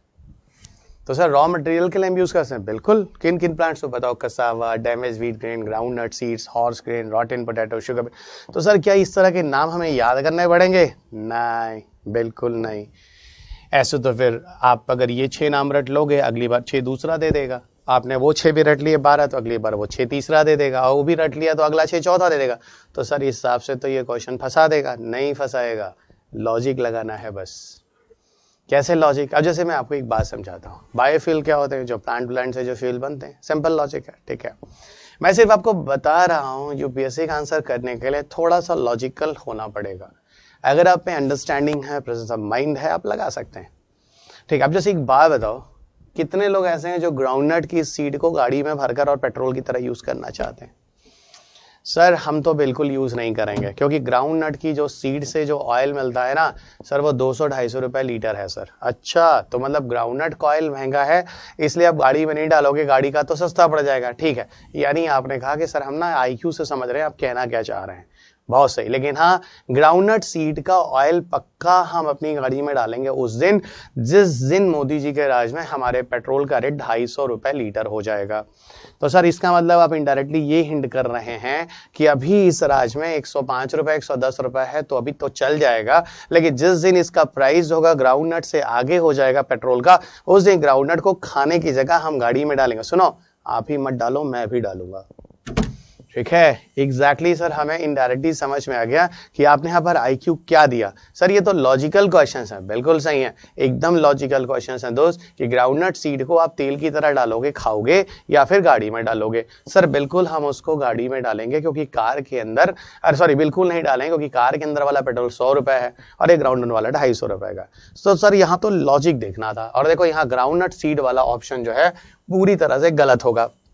हर जगह पे तीसरा ऑप्शन है, पहले में नहीं है, तो अपने आप हो गया। इसी को कहते हैं बच्चा प्रेजेंस ऑफ माइंड, आईक्यू, ठीक है। इसीलिए मैंने आपको कहा रुक जाओ, बायोफ्यूल पॉलिसी आपको पढ़ाना है, बहुत डिटेल में पढ़ाना है, वहां एक एक चीज को बहुत ढंग से बताऊंगा कि भाई हो क्या रहा है। Got it? अभी थोड़ा सा रुको, चलिए अगला क्वेश्चन लिए चलते हैं, दूसरा क्वेश्चन की तरफ। भाई सोलर वाटर पंप के बारे में इनमें से कौन से स्टेटमेंट सही है? So with reference to solar water pump consider the following statement. पहला कह रहा है solar power can be use for running surface pump not for submersible pump. अच्छा, मतलब सरफेस पंप है जमीन के ऊपर तो वो चला देगा, लेकिन जमीन के नीचे अगर कोई पंप है सबमर्सिबल वाला, वो नहीं चला पाएगा, पहली चीज। दूसरा कह रहा है solar power can be use for running centrifugal pump not the one with have a piston. अच्छा, not run with the help of piston वाले से नहीं चलेगा। अब यहाँ पे जरा बातें कर लेते हैं, सुनो क्या बातें कर लेते हैं। पहले तो आप मुझे ये बताओ, यहां पर जरा समझना, ठीक है। ये बताओ सोलर पैनल देखा है? बिल्कुल देखा होगा यार, सोलर पैनल हर किसी ने देखा होगा, सड़क के किनारे, फोटोवोल्टाइक्स टेक्निकल भाषा में कहते हैं, और सोलर पैनल उसे नॉर्मल भाषा में कहते हैं। तो जो सोलर पैनल या फोटोवोल्टाइक आपने देखा है, गॉट इट, जो आपने देखा है, समझना जरा, वो फोटोवोल्टाइक सोलर पैनल जो होता है वो कहाँ होता है? सर वो ना सड़क के किनारे हाइट पर होता है, ठीक है। सनलाइट आती है वहाँ, बिल्कुल आती है सर। और ये बताओ उसके बाद उससे एक बैटरी चार्ज होती है सर, बिल्कुल चार्ज होती है। अब बैटरी चार्ज होने के बाद अब उसको अगर हम पंप से जोड़ दें पावर सोर्स, तो अब पंप चाहे हम जमीन के ऊपर रखें चाहे 100 फुट जमीन के नीचे गड्ढा खोद के ले जाए, भाई क्या दिक्कत है, दोनों पंप चलेगा। सोलर फोटोवोल्टाइक से जो पावर जनरेशन हो तो हो ही रहा है ना, पंप को कहीं भी रखो उससे क्या दिक्कत है, इलेक्ट्रिसिटी आ रही है ना सर। यहाँ पे तो कोई टेक्निकल क्वेश्चन ही नहीं है, वो तो कह रहा है कि अगर हम रनिंग सरफेस पंप पे रखें या सबमर्सिबल पंप पे रखें, है ना, कह रहा है कि एक चलेगा कि नहीं चलेगा। अरे भाई दोनों चलेगा।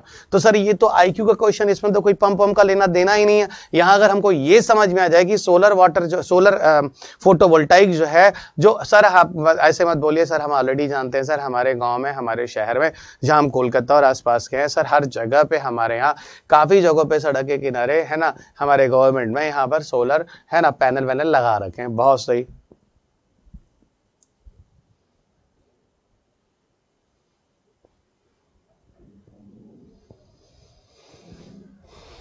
अरे मुझे क्वेश्चन पेपर मत दिखाओ, मैं क्वेश्चन पेपर देख चुका हूँ, don't worry. Okay, question paper है, मैं अभी जो कह रहा हूँ वो देखो।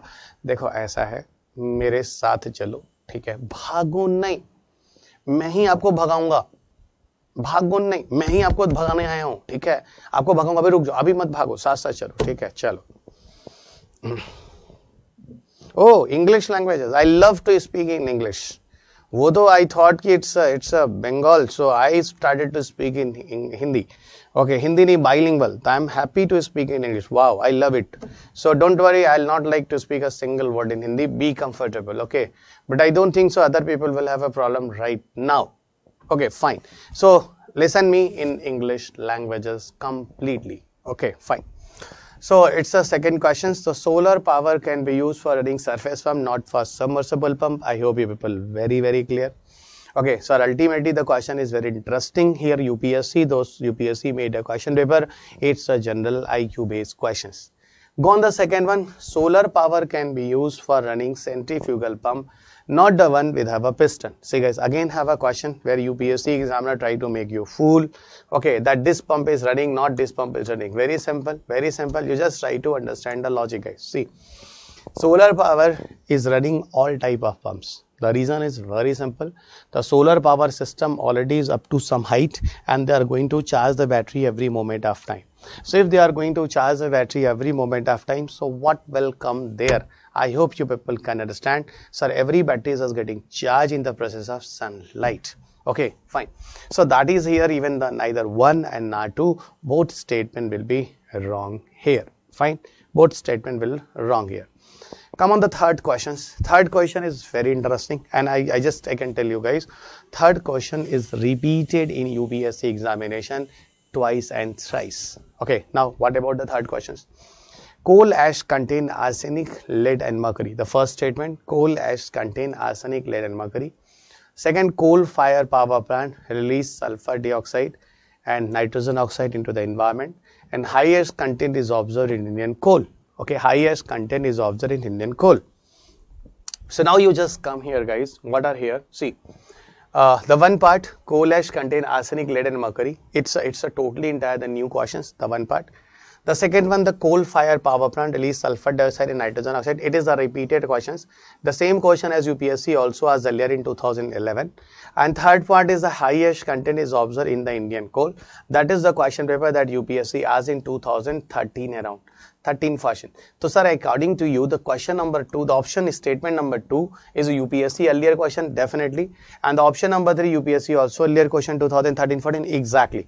Up here only and only guys, only the first statement is the new statement, neither the second and third already UPSC asked earlier. Why I told you? Kindly open the question paper of 2011 to 2020-22. 11 to 2022 question paper is the new pattern as I spoken you always guys. So that is the reason you must have to follow these 12 years of question paper. Okay, fine, question paper. So it's a entire statement number 1, statement number 2 and statement number 3. Don't worry. Today after break you people will able to solve all the entire question for those questions as UPSC as earlier on coal based. Coal based means it is the example of solid based nature of fuel. Solid based nature of fuel, here only one example is important, that is the coal.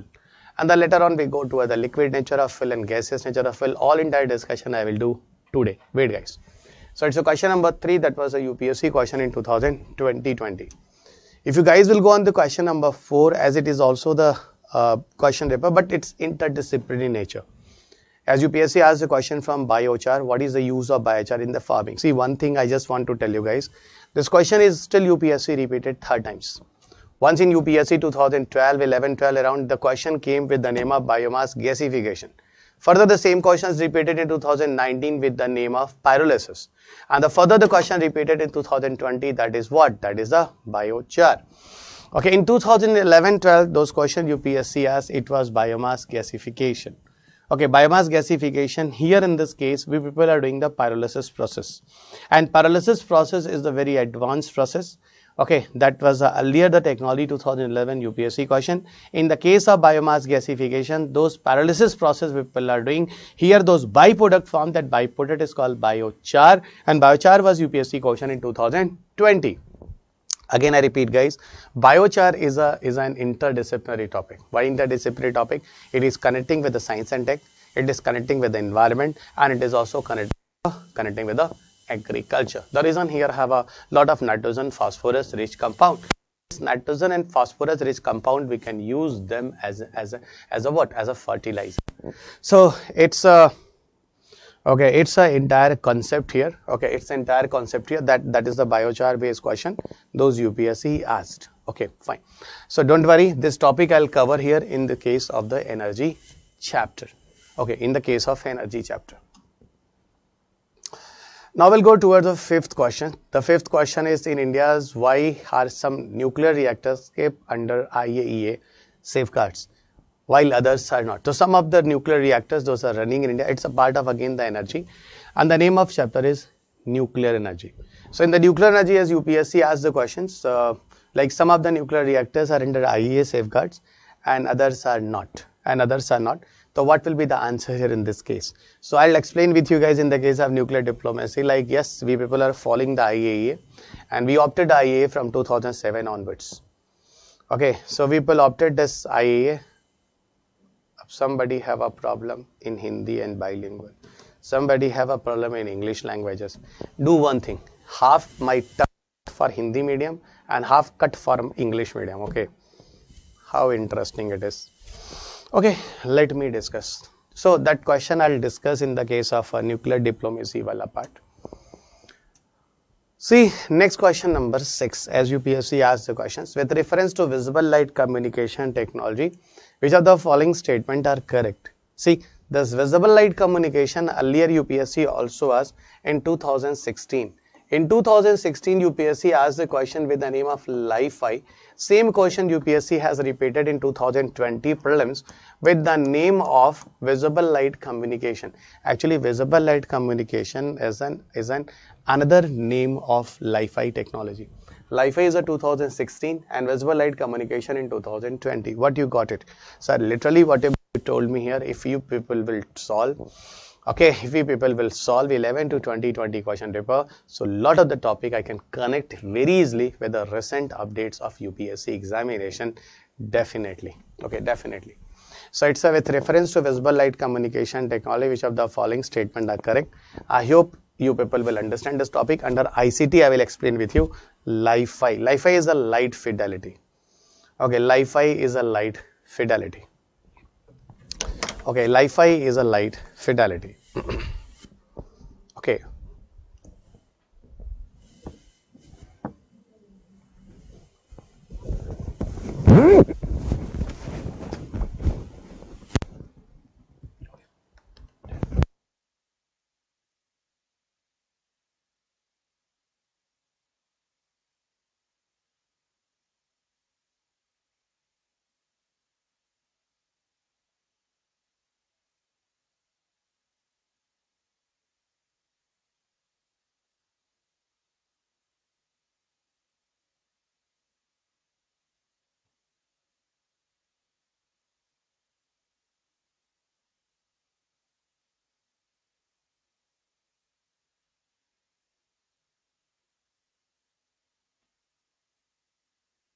So it's now come into the next question, that is it's a blockchain technology. So next question is the blockchain technology. With reference to blockchain technology, consider the following statement. Okay, see guys, again further I'll tell you. Blockchain technology is, again, it's not a current affairs. Every questions are static. Blockchain technology was also used in 2017 prelims, 16-17 prelim. Further, the question repeated in 2020 prelims. So how it can be a current affairs? Same thing in the case of biochar wala question. In 2011-12 it was a prelims question.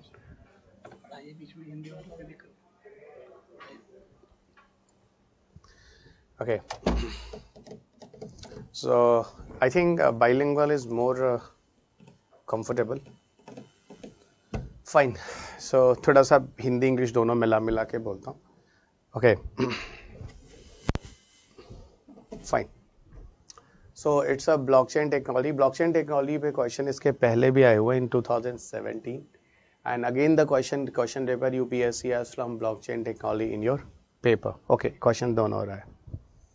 Okay, बात करेंगे in the questions under the discussion of ICT about the cyber security में I'll discuss with you about the blockchain technology. ये चीज़ वहाँ आएगी, यानी ICT में हम इस बारे में बात करेंगे. Next one is question number 8. Here UPSC made a question on cyber insurance. इस पर भी बात करेंगे. What about the cyber insurance? इसमें क्या क्या चीज़ें हैं? Okay, और first time I have seen the cyber insurance around 5 years, 6 years back when the ICICI Lombard has given the 1 crore rupees cyber insurance. Agar any kind of cyber threats happen on your computer, so here companies are giving you some compensations like a health insurance, life insurance. वैसे ही आपको cyber insurance पे भी cover आपको मिलता है, जैसे गाड़ियों का insurance होता है उसी तरह का you will also get here guys in this case. Okay, so I'll explain with you in the case of cyber security वाला part. देखो एक और क्वेश्चन है that UPSC asked in your paper from cyber security, that is public infrastructure. Okay, it's a public infrastructure. तो that is the part of बताऊंगा, ये भी cyber security का ही part होता है. It's a mode of cyber security that I'll discuss.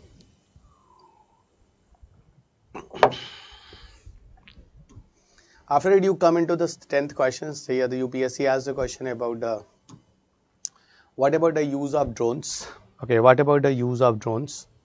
और civilian drones पे question पूछा गया, and this topic I'll explain with you in the case of defense technology, जहाँ पर I'll discuss two nature of drones. The drone can be used for civilian purposes, and second type of drones, those we can use for the defense purposes. So both nature of drone will be my discussion part there. उस पे बात करेंगे. Come on the next second question पूछा गया है, another one about the application of AI. तो artificial intelligence से related कौन कौन से फीचर्स हैं जो हम यूज़ कर सकते हैं, as it was UPSC questions, बात करेंगे. Another question with reference to carbon nano tubes, consider the following statement. कौन कौन से एप्लीकेशन हैं जो कार्बन नैनो ट्यूब से जुड़े हुए हैं, ठीक है. That also about the static questions. एक बात मैं आपको बता दूं, अभी तक मैंने जितने भी क्वेश्चंस दिखाए हैं उसमें से करीब 3 से 4 क्वेश्चंस ऐसे हैं those UPSC already has repeated. Okay, जो बिल्कुल रिपीट है. और अभी तक जितने भी क्वेश्चन मैंने दिखाए हैं 12, all the 12 questions are static.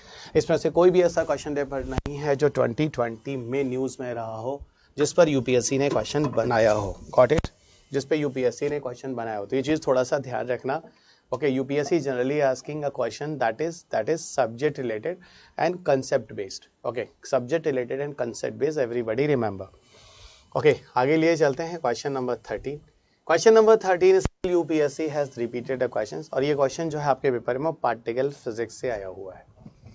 Got it? Is repeated and came from the particle physics. Particle physics वही एक चैप्टर है जो 7th, 11th, 8th चैप्टर आपने लिखा था, जहाँ पे I told you guys like Bose Einstein statistics was one of the questions. और एक ही है, पता ये एक ऐसा ट्रायो स्पेस क्राफ्ट है, और 3 स्पेस क्राफ्ट को इक्विलेटरल ट्रायंगल में लगाना है. Got it? So the experiment will imply a trio spacecraft flying in the formation in the shape of an equilateral triangle में लगाना है that has sides 1 million kilometer long with lasers shining between the craft. कैसे क्या करने वाले हैं इस बारे में हम लोग बात करेंगे. But it is a part of particle physics during the discussion of study of gravitational waves. और ये gravitational wave वो है जो है space based observatory की मदद से हम करने वाले हैं. Okay, so it's a gravitational wave जो स्टडी हम करने वाले हैं स्पेस बेस्ड ऑब्जर्वेटरी के दम पर करेंगे। Okay, got it. तो ये आपका हो गया, आगे बताऊंगा दैट इज द, और ये क्वेश्चन फिर मैं बताता हूँ, that is called eLISA project, evolve laser interferometer space antenna, जहां पर क्वेश्चंस बनते हैं। अगला है consider the following statement, genetic changes can be introduce in the cell that produce the X R sperm. ये पूरा का पूरा बायोटेक का क्वेश्चन है कि हम जेनेटिक चेंजेस कहाँ कर सकते हैं, ठीक है, कहाँ पर एम्ब्रियो वगैरह को इंड्यूस कर सकते हैं, that with that is a part of biotechnology. So this portion will discuss by some other teacher. Okay, very renowned faculty will discuss the biotech and health here. In the context of recent advances in the human reproductive technology, pro-nuclear transfer. तो pro-nuclear transfer technology, पता है ये question ना, it was a UPSC question further repeated in the same year. इस साल ये question repeat भी किया गया था आपके पेपर में। ओके, सो इस साल ये क्वेश्चन आपके पेपर में रिपीट हुआ था, गॉट इट, इस साल, ठीक है, जहाँ पे उन्होंने पूछा था कि साइटोप्लाज्मिक इनहेरिटेंस वाला कैरेक्टर जो होता है वो मम्मा से बच्चे के अंदर जाता है। 2020-22 में द सेम क्वेश्चन रिपीटेड, जबकि पता है 3 पेरेंट्स बेबी गॉट लीगलाइज इन 2017। तो सर ये 17 में करंट अफेयर्स था ना, तो 17 में आया ना 18 में आया ना 19 में आया, ये 20 में आया फिर 22 में रिपीट हुआ। एग्जैक्टली तो ये भी एक जनरल क्वेश्चन है, इट्स अ स्टैटिक क्वेश्चन, ठीक है, याद रखिएगा। ओके, अगला क्वेश्चन है that is the what is a pneumococcal conjugate vaccine, importance क्या है, तो that is a current related भी नहीं है, जाना जनरल क्वेश्चन है, it's a question of health related. Okay, health related. And this is the last question those UPSC has, which of the following statement are correct regarding the general differences between the plant and animal cell। देखो ये plant और animal cell वाला जो difference वाला question है ना, ये एक जनरल क्वेश्चन है जो बायोलॉजी से है। और मैंने आपको शुरू में बोला था कि 2020 का अगर आप क्वेश्चन पेपर देखोगे तो यूपीएससी आज टोटल 17 क्वेश्चन, जिसमें से सिर्फ एक क्वेश्चन बायोलॉजी का है, 0 question physics, 0 question chemistry and 16 question is around technology वाला। तो जो मैंने आपको शुरुआत में बोला था, I just prove it again, I repeat my words कि बायोलॉजी और फिजिक्स केमिस्ट्री का वेटेज तो बहुत कम होता है। सारे के सारे question UPSC, whenever UPSC asks the question, वो आपको टेक्नोलॉजी से ही देते हैं, और वो एक साल नहीं हुआ है दोस्त, हर साल ऐसा ही होता है। इसीलिए I just advice to all of you guys कि आपको टेक्नोलॉजी ही करना पड़ेगा, यानी मैं आपके लिए बहुत ज़्यादा इंपॉर्टेंट हूँ। और अगर आप बायोटेक और हेल्थ को निकाल लो तो तकरीबन 3 to 4 क्वेश्चंस आपके पेपर में निकल जाते हैं, यानी आउट ऑफ 15 में से मैं आपको 10 से 11 क्वेश्चन की तैयारी करा रहा हूँ, जहाँ पर आप में से हर स्टूडेंट 8 क्वेश्चन से 9 क्वेश्चन कर सकता है बहुत ही आसानी से, और शायद वो धीरे धीरे आपको चीज़ें दिख रही होंगी, where you people are able to solve more and more number of questions, वो आपको दिख जाएगा, गॉट इट।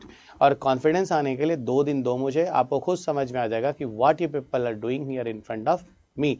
चीज़ें बहुत ही आसान है, बहुत ही सिस्टमैटिक है, और बहुत ही आसानी तरीके से आप सारे क्वेश्चन लगा सकते हैं। और ये मैं आपको सिर्फ इतना ही बोल रहा हूँ अभी के लिए, ट्रस्ट मी, बहुत काम की चीज़ हूँ मैं, ठीक है, और वो आपको धीरे धीरे चीज़ें प्रूफ हो जाएगी, ठीक है। और मेरे केस में तो आपको एक सिमेट्री भी मिल जाएगी, वही बुक जो पूरा इंडिया पढ़ता है, वही ऑथर आपकी क्लास ले रहा है, और वहीं से आपको क्वेश्चन पेपर बनते हैं, तो आपके केस में एक सिमेट्री मिल जाती है। बाकी केस में ये मिलता है टीचर कोई और, कंटेंट कोई और, आता कुछ और है। यहाँ पर आपको यूनिफॉर्मिटी मिलेगी, जो मैं बोलूँगा उसी हिसाब से किताबें लिखी होंगी, उसी हिसाब से यूपीएससी के क्वेश्चन पेपर होंगे, और you people are able to solve maximum number of question. मेरे पढ़ाते के साथ साथ आपके 80% से ज़्यादा क्वेश्चन साथ साथ लगते रहने चाहिए। Those questions of UPSC examination UPSC asked, and not only in the prelims paper, still in the mains paper भी आपको देखना होगा, got it? चले, so here I have shown you 1 year of prelims question paper, 3 साल के mains के दिखाए। अगर you will not agree तो 1 साल और prelims दिखा दूँ भाई, क्योंकि अभी मेरे पास टाइम है। So I'd like to show you one more year, जरा फटाफट बोल दो यस सर प्लीज प्रोसीड, तो I'll continue this one more year of 19 वाला भी क्वेश्चन पेपर दिखा देता हूँ। और 2 साल के बाद एक बात मैं फिर बोल देता हूँ, 2020 में सारे के सारे क्वेश्चन पेपर जो है बच्चा, दैट इज स्टैटिक। यहाँ पर सारे के साथ प्लांट सेल, एनिमल सेल, कोई करंट अफेयर्स का तो क्वेश्चन है नहीं। सर क्या मजाक करते हैं, स्कूल टाइम में I readed the difference between the plant cell and animal cell, okay. So plants and animal cell cannot be as a what current affairs, ये current affairs हो ही नहीं सकता, everybody know it very well, okay। चलिए और आगे लिए चलते हैं आपको, fine। That is the question paper of 2019 prelims examinations। किसी का जवाब नहीं आया, सारे सो गए। मैंने बोला था ना मेरी क्लास में थोड़ी आवाज़ आती रहनी चाहिए। I just wanted like you people should always be alert in my class, ठीक है। मुझे सोने वाले लोग पसंद नहीं हैं, क्योंकि जो सोता है वो खो जाता है, ठीक है। तो I just want some sound inside a class. तो जब भी whenever I ask the questions, may be it is the first lecture, you will not be habitual with me, लेकिन अब वो चीज़ आ जानी चाहिए सर, एकदम अलर्ट है सर और एकदम आपके साथ है। और एक बात और बता दूं, class should not be monotonous, कि मैं अपनी दुनिया में बिजी हूँ, पढ़ा रहा हूँ, अपनी दुनिया में बिजी है, बस सुन रहे हैं और कहीं और मस्त है, ऐसा नहीं होना चाहिए। Neither my classes will not be productive. अगर classes will not be productive तो result will not come productive. और यहाँ पर पूरी की पूरी जो क्लासेस है ना, ओके, वो पूरा एग्जाम रिलेटेड ही हो रहा है। अब भाई मेरे पास 2022 का प्रीलिम्स यहाँ नहीं है तो मैं क्या करूँ? मैंने अभी बोला कि 2019 से काम चला लेते हैं। और ऐसा क्या है कि 2021 22 का पेपर आप नहीं लगाओगे? सब लगवाऊंगा, आप क्यों टेंशन ले रहे हो? मैंने पहले ही 11 से 22 का क्वेश्चन पेपर कहा है। ठीक है, चलिएगा। ये कौन है जो इतना निगेटिव है कि सर 22 ही लगाएंगे? अरे भाई हम तुमको 19 भी ना लगावे, हम तो पहले दिन पेपर उठा के लगवा रहे, नहीं लगवा रहे। चलिएगा, मतलब इतने निगेटिव लोग भी बैठे हैं कि जो मिल रहा है वो ठीक नहीं है, जो नहीं मिल रहा है वही दे दो। ऐसे लोग वही होते हैं दुनिया में जो हमेशा निगेटिव रहते हैं। सर मान लो हम जो पढ़ रहे हैं वो ना आए तो, अरे भाई ऐसे रह के कोई दुनिया में जी पाएगा? हम चल रहे हैं, आसमान फट गया तो, हम चल रहे हैं बिल्डिंग गिर गई तो। इतने निगेटिव लोग मुझे नहीं चाहिए होता। ठीक है, चलिएगा। हमेशा याद रखिएगा, you people always be positive. Ravi sir पढ़ा रहे हैं, सिलेक्शन होना, कहानी खत्म। ना इधर सोचना ना उधर सोचना। ठीक है, 18 साल दिए हैं भाई, अब में से कितने लोग 18-19 साल एज नहीं होगी जितने साल से पढ़ा रहा हूँ मैं। ठीक है ना, देखिए बहुत अच्छा, ये होता है, हम साथ साथ हैं। I am expecting this type of statement कि सर एकदम मोटिवेशन भी रहेगा, क्लास में जील भी रहेगी, हंसी भी आएगी, स्माइल भी कराऊंगा, हंसाऊंगा भी खूब। क्योंकि पता है कलाम उलाम साहब क्या कहते थे, तो हमारे टीचर भी रहे हैं। कलाम साहब कहते थे, पता है रिफ्रेशमेंट के लिए एक बेस्ट तरीका होता है कि या तो हम थोड़ी देर सो लेते हैं या तो हम थोड़ी देर स्माइल कर लेते हैं। तो मुझे तो वो दूसरा वाला ज़्यादा अच्छा आता है कि स्माइल कर लेते हैं। क्लास में अगर 2 मिनट के लिए हम हंस लेते हैं तो we are going to refresh themself. और अगर रिफ्रेश हो जाते हैं तो जानते हैं कि दिमाग शांत हो जाता है और फिर we are fully engage in the studies and all. ठीक है, मुझे भी पता है 4 घंटे लगातार 5 घंटे दिमाग थकता है। आपके लिए तो बच्चा 4 घंटे, मैं तो सुबह 3-4 घंटे पढ़ाता हूँ, फिर 4 घंटे आपको पढ़ाता हूँ, 3-4 घंटे शाम को पढ़ाता हूँ। मेरे लिए तो 12 घंटा है। तो झील होती है ना, जो उत्साह होता है वो पूरी टाइम होना चाहिए। घबराओ नहीं, it is the part of teacher. वो टीचर का एक आर्ट होता है, मैं अपना काम करूंगा, बस आप मुझे रिप्लाई करते रहना भाई। ठीक है, क्योंकि आपका जो रिप्लाई होता है ना, मेरे लिए थोड़ा सा फ्यूल का काम करता है, वो एनर्जी दे रहा होता है कैटलिस्ट की तरह। बहुत बढ़िया, बहुत प्यारे बच्चे, बहुत प्यारे बच्चे। चलेगा, अब हम यहाँ लेके चलते हैं 2090 का और देख लेते हैं यार क्वेश्चन पेपर। सर आप तो वही दिखा रहे हैं जो हम करने जा रहे हैं लिटरली। और सर वैसे भी आप ना रियल यूपीएससी के पेपर दिखा रहे हैं, ये भी नहीं मार्केट वाले किसी कोचिंग के आप लेके दिखा रहे हो, क्योंकि डराऊंगा मैं उसको। अगर उसको देखिए, याद रखना, जो इंस्टीट्यूशन के क्वेश्चन होते हैं ना वो डरा सकते हैं आपको, लेकिन जो यूपीएससी के क्वेश्चन पेपर होते हैं ना बहुत ही मासूम होते हैं। और यूपीएससी के जो क्वेश्चन, अब देखो यहाँ पे कितने सारे बच्चे ऐसे होंगे, दो सौ बस साइंस बैकग्राउंड, उनको भी लग गया होगा रवि सर की क्लास सुननी बहुत ज़रूरी है, क्योंकि हमने जो साइंस में पढ़ा था यहाँ तो एक अलग ही साइंस है। और अब ह्यूमैनिटी वाले भी खुश हो गए होंगे कि सर जब साइंस वालों का ये हाल है, हम तो पहले ही से अच्छे थे, तो सर इसका मतलब हमें भी टेंशन नहीं लेना। सर ये तो कमाल हो गया। एग्जैक्टली वही बात तो मैं आपको बता रहा हूँ।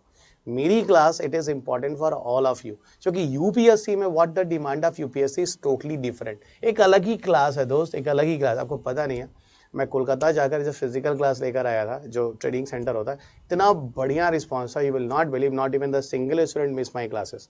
और उससे ज़्यादा मजा क्या है, मुझे सबने ना वो रसगुल्ला खिलाया, रसगुल्ला, वो जो बंगाली में यार मतलब बोलते ही मिठास आ जाती, रसगुल्ला है ना। चलेगा, मतलब बड़ी कोशिश की मैंने, काफ़ी हद तक पहुंचा, लेकिन may be somebody is will tell me sir आप ना अभी ठीक से रसगुल्ला नहीं बोल पा रहे।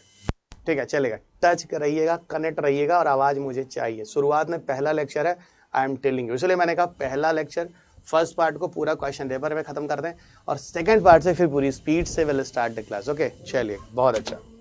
सोना नहीं है, मैं पहले बता रहा हूँ, आवाज़ होती रहनी चाहिए, याद रखिएगा। ठीक है,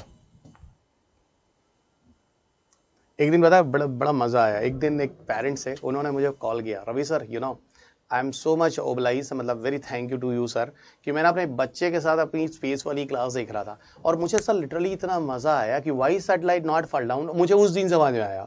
ठीक है, मैं तो सर बस सोच रहा था ऊपर चीज़ें जा रही हैं। ठीक है, तो वही मैं कह रहा हूँ दोस्त कि मज़ा आएगा, topic should be very interesting, और वो इंटरेस्ट पार्ट हमारा होता है, वो मैं कर दूंगा। आपका पार्ट ये है कि बस रिप्लाई किए करना, बस आवाज़ आती रहनी चाहिए। चलिए, अब आपको लिए चलते हैं अगला, हो गई बात, 5 मिनट बहुत है, चलेगा। अब now will show you one more question paper 2019। क्या कह रहा है? कह रहा है अटल इनोवेशन मिशन जो सेटअप हुआ है वो किसके अंदर है, ठीक है। तो सर ये किस चैप्टर में जाएगा? आप बस चैप्टर देखते रहो। यहाँ तो बच्चा I have mention the list of chapter also. Chapter number 1 introduction, chapter number 1 introduction. Second वाले में आ जाओ। सेकंड वाला क्वेश्चन कह रहा है don't try to solve it, ठीक है, don't try to solve it, ठीक है। अब देखो अगर पहले दिन सॉल्व कर लिया तो फिर मेरी जरूरत नहीं है। मैंने ये लाइन इसलिए बोली कि आप डीमोरलाइज ना हो जाए, यार हमें एक भी क्वेश्चन नहीं आ रहा। अरे दोस्त इसीलिए तो मैं आया हूँ। और सुनो एक बात बताओ, ये क्वेश्चन कैसे नहीं आएगा? अगर ये क्वेश्चन पेपर नहीं आना होता तो मैं तुम्हें आज दिखाता ही नहीं। ये तो मेरे लिए गले की हड्डी हो गई है ना। अब आप लोगों का सर आप तो कुछ बनाया बना ही नहीं, घबराओ नहीं, सब बनेगा, इसलिए तो दिखा रहा हूँ। यस, चलो टेंशन नहीं, टेंशन मुझे दे दो, ठीक है। चलो second question, consider the following statement, petroleum and natural gas regulatory board is the first regulatory board set up the government. Oh तो सर क्वेश्चन किसी रेगुलेटरी बोर्ड पे पूछ रहा है, ऐसा कोई हवाई क्वेश्चन नहीं है। आपको समझ में आ जाएगा जब मैं आपको एमओपी एनजीजी बनाऊंगा, टेंशन मत लो। इधर आओ, अगला क्वेश्चन आ जाओ। तीसरा क्वेश्चन देखो। ओह वाह सर ये क्वेश्चन तो रिपीट मारा है, बिल्कुल रिपीट मारा है। मैंने अभी आपको बोला था 2011-12 में यूपीएससी आज the question plasma gasification. Plasma gasification का दूसरा नाम क्या है? पायरोलिसिस। उत्तरेगी सर पायरोलिसिस वाला बायोमास गैसिफिकेशन वाला question with the another name UPSC further asked it, definitely with the another name UPSC further asked it, same question exactly. पर तुमने 11-12 के पेपर क्यों नहीं देखे? एक बार बुक ही उठा के पलट लेते, तुम लोगों को क्वेश्चन दिख जाता बच्चा।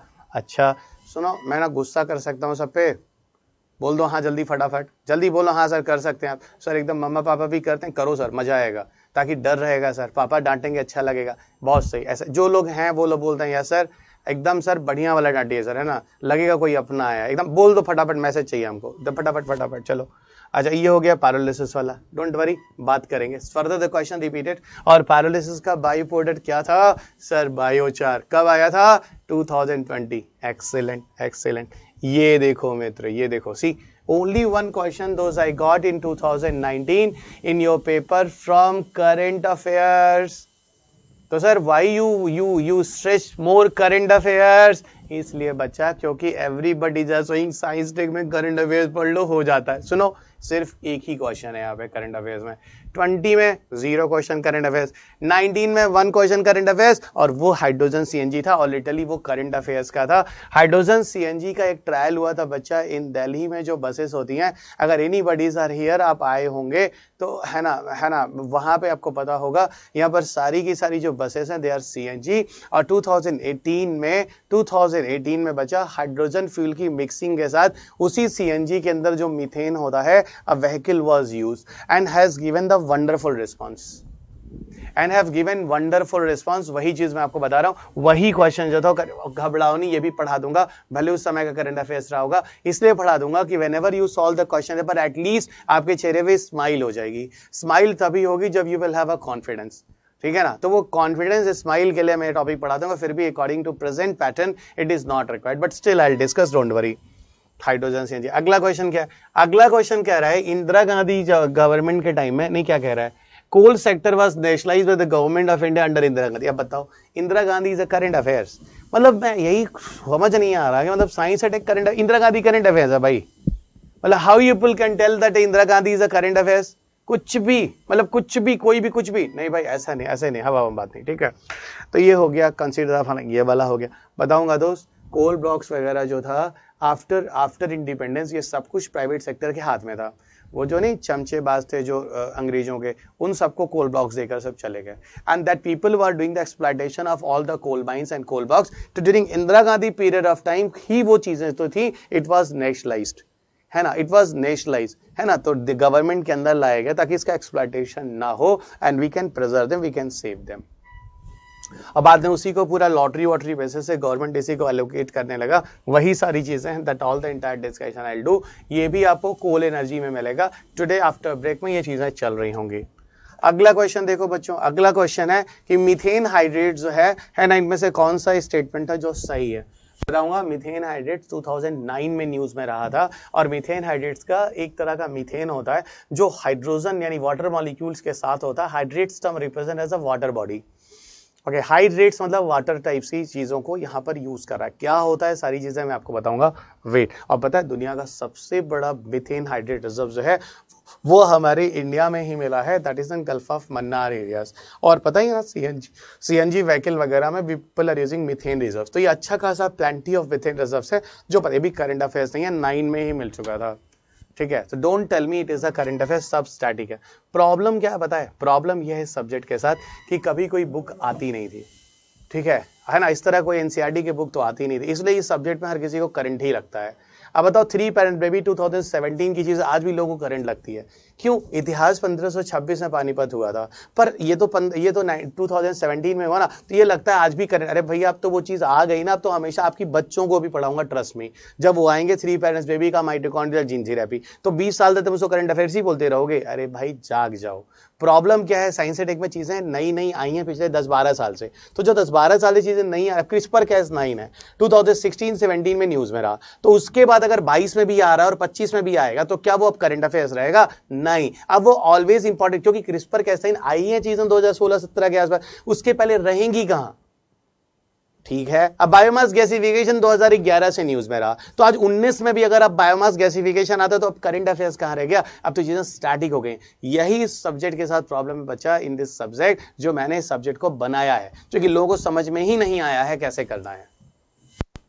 तो बेटा ये नहीं भी धीरे धीरे चलते। तो मीथेन हाइड्रेट्स क्या, अच्छा ये देखो 7 क्वेश्चन स्पेस टेक्नोलॉजी क्या कह रहा है कि for the measurement estimation of which of the following satellite images remote sensing data use कर, यानी रिमोट सेंसिंग सैटेलाइट से कौन कौन से फीचर्स हैं जो होते हैं, उस पर भी हम लोग बात करेंगे। Got it. अगला देखो, और ये क्वेश्चन पता है 2015 में भी आया था, सेम क्वेश्चन, पर वहां पे डिफरेंस क्या था, यहां पर जो एप्लीकेशन इन्होंने दिए हैं और वहां पे जो एप्लीकेशन उन्होंने दिए हैं वो सिर्फ डिफरेंट था। जबकि रिमोट सेंसिंग डेटा क्या कर सकता है, रिमोट सेंसिंग, राइट, ये दोनों जगह क्वेश्चन सेम क्वेश्चन है, that BSc asked in your paper.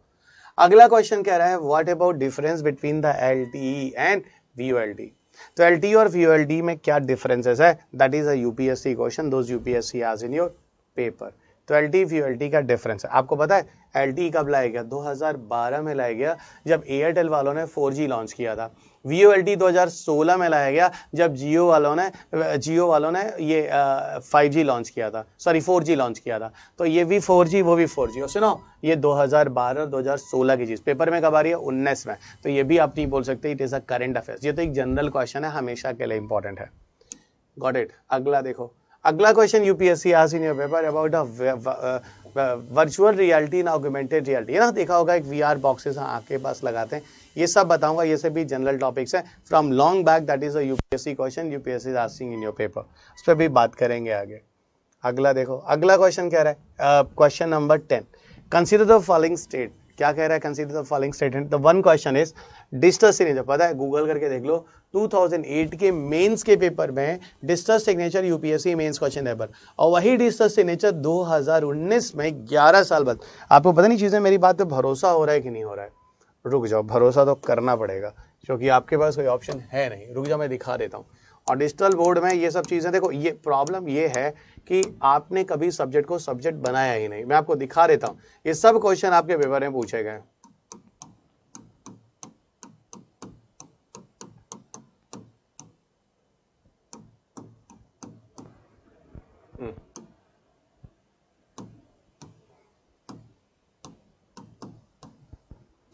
देखो मिलेगा,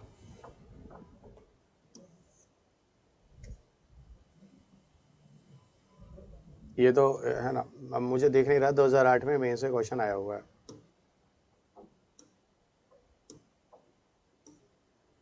एक मिनट, कौन सा मेंस लिखा? यूपीएससी मेंस लिखना था ना, मेंस क्या होता है? अब सर हिसाब से तो फिर तो यूपीएससी में कौन सा रिपीट मारा है क्वेश्चन? एकदम से वही बात तो मैं भी कह रहा हूँ, यूपीएससी मेंस 2008 भाई दिख नहीं रहा, आप देख लेना, है ना, मैंने क्वेश्चंस डाले हुए इसलिए मुझे याद आ रहा है। 2008 में ये क्वेश्चन यूपीएससी ने पूछा था, अब इसमें मिल नहीं रहा है क्योंकि यहाँ पर 11 वो बार बार वो क्वेश्चन दे रहा है, 18 वाला, है ना, 19 वाला जो क्वेश्चन आपके सामने रहा है। ठीक है, तो छोड़ दो, 2008 में क्वेश्चन फिर भी आया है, और when that time when UPSC आज द क्वेश्चन, वो ब्रीफ में था। ठीक है, वो शॉर्ट नोट्स में लिखना था अबाउट द डिजिटल सिग्नेचर क्या होता है, and the same digital signature here UPSC as in the prelims paper. तो क्वेश्चन तो रिपीट ही हुए हैं ना, क्वेश्चन कहाँ से अलग क्वेश्चन है, रिपीट ही क्वेश्चन है ये। ओके 11 अगला क्वेश्चन सुनो, वेरेबल टेक्नोलॉजी। देखो ये भी बहुत पहले से आ रहा है, आईफोन के जो एप्पल के वॉचेस होते हैं, सैमसंग गेयर जो होता है, वो सारा का सारा किसका एग्जाम्पल है, is a part of wearable technology. ये सारा का सारा वेरेबल टेक्नोलॉजी है। अब इसमें क्वेश्चन पूछ रहा है भाई वो जो वेरेबल टेक्नोलॉजीज होती है ना उनके क्या एप्लीकेशंस होते हैं, तो that's a very general question, इस पर भी हम लोग बात कर लेंगे आईसीटी के अंदर। अगला क्वेश्चन है इंडियन पेटेंट एक्ट। आपने देखा होगा एक चैप्टर हम लोगों ने लिखा था intellectual property right and its related rights. तो इंटेलेक्चुअल प्रॉपर्टी राइट्स और रिलेटेड राइट्स में आपको पेटेंट मिल जाएगा। और पता है लास्ट जो पेटेंट एक्ट था वो 2005 का है। तो सर यहाँ पर भी ये 2005 वाले क्वेश्चन 2019 में दे रहे हैं डेफिनेटली, तो ये 14 साल बाद उसी पेटेंट एक्ट पे फिर क्वेश्चन आता है। और आपको बताऊं इंडियन पेटेंट एक्ट 2005 के बाद अभी तक कोई भी पेटेंट एक्ट दूसरा नहीं आया है दोस्त। तो this is the last act that is in the news और वही हमें पढ़ना भी है। Got it. और आगे आपको दिखाते हैं, देखो ये क्वेश्चन देखो, फिर पार्टिकल फिजिक्स पे आपको क्वेश्चन मिल रहा है। Recently scientist observe the merger of giant black hole जो billions of the light years away था from the earth. What is the significance of this observations. Billion light years दूर कोई दो ब्लैक होल्स से जिनका मर्जिंग हुआ था, इनसे किस चीज के बारे में पता चला। 2014 में सबसे पहले हमें 14-15 में पता चला ग्रेविटेशनल वेव्स के बारे में, merging of two black holes के बाद, है ना। ये दूसरा इंसिडेंस था जिससे ग्रेविटेशनल वेव्स के बारे में पता चला था। और वो क्वेश्चन 5 साल बाद जो पता चला था वो 19 में इन्होंने मेंस में पीटी में क्वेश्चन दिया ग्रेविटेशनल वेव। पता है ग्रेविटेशनल वेव हम आपको किस चैप्टर में पढ़ाएंगे, पार्टिकल फिजिक्स में। पार्टिकल फिजिक्स वही चैप्टर है, इसमें आपको god particle, Higgs boson particle, neutrinos, expansion of universe, quarks, leptons, fundamental particles, anti neutrinos, gravitational waves, इन सारे टॉपिक्स के बारे में हम वहाँ पर डिस्कशन करेंगे। साथ साथ में dark matter, dark energy, cosmic matter, cosmic dust, ये सारी चीज़ें पार्टिकल फिजिक्स में आती हैं। और मैंने आपको पहले ही बोला था अकॉर्डिंग टू यूपीएससी एग्जामिनेशन, है ना, सिलेबस वाइज मुझे चीज़ें नहीं पढ़ानी चाहिए, लेकिन मैं पढ़ाऊंगा क्योंकि यूपीएससी हर साल क्वेश्चन आपके पेपर में पार्टिकल फिजिक्स से देता है। इसके बाद वाले ईयर में भी आपने देखा था ट्रायो स्पेस क्राफ्ट, ठीक है, चलेगा। तो सर ये तो कमाल की चीज़ हो रही है जो यूपीएससी कर रहा है, बिल्कुल कर रहा है दोस्त, और इसीलिए कह रहा हूँ आप टेंशन मत लो। यहाँ पर जितने भी क्वेश्चन जिस हिसाब से यूपीएससी आपके पेपर में पूछ रहा है, that all the entire portion I just cover here. अगला देखो यहाँ पे, अगला question is a biotechnology based questions with reference to the recent development in the science which one of the following statement is not correct. तो यहाँ पर biotech में आपको थोड़ा सा ध्यान देना है, ठीक है। With reference to the recent development in the science which one of the following statement is not correct. यहाँ देखो ये पूरा का पूरा जो टॉपिक है ये आपके बायोटेक से है। इसमें उन्होंने ये पूछा है कौन सा स्टेटमेंट गलत है। दो डिफरेंट स्पीसीज के जीन्स को क्या हम मर्ज कर कर एक जीन बना सकते हैं, कुछ इस तरह की चीज़ें कर सकते हैं, नहीं कर सकते, बॉडी के अंदर इंटीग्रेट कर सकते हैं। ये क्वेश्चन है जहाँ पर पूछे गए question number 14, but it's a part of biotechnology, तो मैं उसे टच नहीं करूंगा। The reason I told you why. RNAi भी है, आरएनए इंटरफेरेंस जो है आपके बायोटेक वाले ही पढ़ाएंगे, what is the concept of RNAi. अगला टॉपिक है Cas9, ये भी बायोटेक का टॉपिक है, ये भी मैं टच नहीं करूंगा। 3 क्वेश्चन बायोटेक से आ गए, 1-2 क्वेश्चन आपको हेल्थ एंड डिजीज से है। एक क्वेश्चन आपके पेपर में डिजीज से एचआईवी और हेपेटाइटिस को लेकर पूछा है, और दूसरा क्वेश्चन मल्टी ड्रग रेजिस्टेंस से पूछा गया। तो 5 क्वेश्चन उन्होंने बायोटेक और हेल्थ से दिए थे। 19 क्वेश्चन यहाँ पे कुछ केमिकल्स के नाम दे रहा है जो हम लोग जनरली खेतों में यूज करते हैं, कुछ पेस्टिसाइड्स वगैरह होते हैं जो people are using in the fields specially for the safety of crop. तो एग्रीकल्चर में एज अ पेस्टिसाइड जो यूज करते हैं वो आप देख सकते हैं स्क्रीन पर। और अगला एक यहाँ पर है 20, जिसका एक जनरल क्वेश्चन है बायोलॉजी और इकोलॉजी से। क्या है क्वेश्चन कह रहा है consider the following statement, some species of turtles are herbivores, some species of fish are herbivores, some species of marine mammals are herbivores and some species of snakes are viviparous. तो ये भी question है, आप देख लो आपके सामने जो है, दैट इज इंपॉर्टेंट। कुछ स्पीसीज ऐसे हैं जो टर्टल्स के जो हेर्बिवोर्स होते हैं। तो अब यहाँ पे देखो एक बात बताओ, ये क्वेश्चन देखो ये IQ वाला है, और यहाँ पर this question only you people solve on the basis of your presence of mind. Okay, सिर्फ और सिर्फ अपने प्रेजेंस ऑफ माइंड से ही आप सॉल्व कर सकते हो। क्या है इस क्वेश्चन में जरा समझना, ट्राई टू अंडरस्टैंड। पहले तो ये कह रहा है कि कुछ स्पीसीज टर्टल्स के होते हैं जो हेर्बिवोर्स होते हैं। पहले आप मुझे बताओ, क्या आप मुझे टर्टल्स की सारी स्पीसीज के नाम बता सकते हो? मुझे लगता है आप में से कोई भी स्टूडेंट मुझे टर्टल्स की सारी स्पीसीज का नाम बता सकता है। दूसरी तरफ some species of fishes are herbivores, क्या आप मुझे दुनिया की सारी फिशेस के नाम बता सकते हो? Second question. Third question, some species of marine mammals are herbivores, क्या आप मुझे दुनिया की सारी मराइन मैमल्स के नाम बता सकते हो? और चौथा question, some species of snakes are viviparous, क्या आप मुझे दुनिया के सारे स्नेक्स के नाम बता सकते हो? ऑफकोर्स आप मुझे नहीं बता सकते हो, पर फिर भी मैं वही बताना चाह रहा हूँ, जिस बच्चे के पास IQ है वो बच्चा इस क्वेश्चन को सही कर सकता है। ओके, वो बच्चा इस क्वेश्चन को डेफिनेटली सही कर सकता है। कैसे? मैं आपसे एक क्वेश्चन पूछता हूँ and try to give me the answer. अगर मैं बोलूँ ये कि doctor Ravi Agarwal sir is the only best teacher in India for science and technology, तो आप बोलोगे नहीं सर ऐसा नहीं हो सकता, कोई ना कोई ऐसा जरूर होगा जो आपसे बेटर कर सकता है। Definitely you are right. तो यहाँ पर आप ना वर्ड्स के साथ आंसर को पकड़ो। ये चीजें आपको तभी समझ में आएंगी व्हेनेवर ये paper solve the original question paper, real question paper जो यूपीएससी के पेपर्स हैं, क्योंकि इस तरह की चीजें वही एग्जामिनर सोच सकता है जिसके बारे में हम लोग जो पेपर सॉल्व कर रहे हैं। और इसीलिए मैं आपको कहता हूं कि आपकी फ्रीक्वेंसी यूपीएससी के एग्जामिनर को मैच करनी चाहिए। ठीक है, मार्केट के क्वेश्चन पेपर से बेटर होता है कि आप पहले ओरिजिनल क्वेश्चन पेपर सॉल्व करें।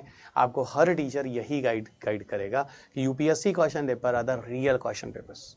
और वही एग्जामिनर हैं जो पिछले 12 साल 15 साल 20 साल से आपके पेपर बना रहे हैं, वो उन्हें पता है अच्छे तरीके से किस तरीके से चीज़ों को कवर करना है।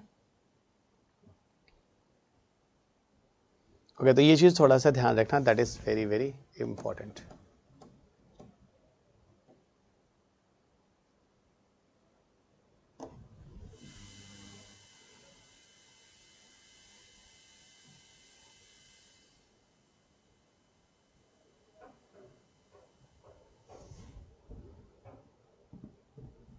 ओके एवरीवन, आगे बढ़ते हैं।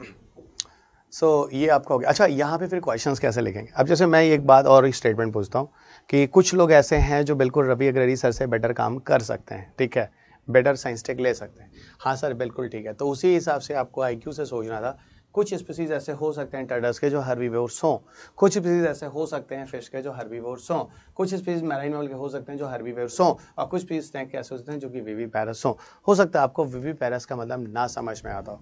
विविपेरस का मतलब होता है जो लैक्टेशन वाले होते हैं, जो दो have a memory gland and they give a birth of young one, जो एक नए बच्चे को जन्म देते हैं, they give a birth of young one, not a egg laying animals and all. तो वहां पर यही कह रहा है कि कुछ स्नेक्स ऐसे हैं जो बच्चे भी देते हैं, not they are giving the eggs, तो यहाँ पर एक्सेप्शन मिलेंगे। तो वही बात मैंने कहा, इस क्वेश्चन का आंसर आप में से सिर्फ IQ वाले ही बच्चे लगा पाएंगे, और इस क्वेश्चन का आंसर लगाने के लिए you must have to be a knowledge of understanding of question papers. ये मैंने बोला कि अगर आप ये सोचते हैं कि आप बहुत मेहनत करके यूपीएससी क्वालिफाई करेंगे तो गलत फहमी में है। यूपीएससी क्वालिफाई करने के लिए बहुत ज़्यादा होशियार होने की ज़रूरत है।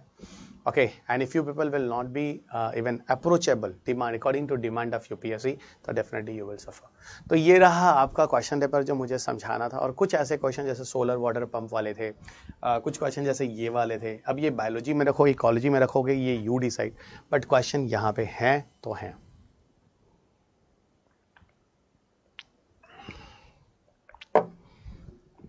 ओके एवरीवन, चलिए अब मुझे एक बार बता दो जो मैंने आपको चीज़ें समझाई हैं वो समझ में आई कि नहीं आई हैं। अब on the behalf of all this entire discussion of 1 hour 45 minute जो मैंने आपके साथ किया है, यहाँ मैं आपको एक कंक्लूजन पे लिए चलता हूँ, जरा कंक्लूजन को समझना।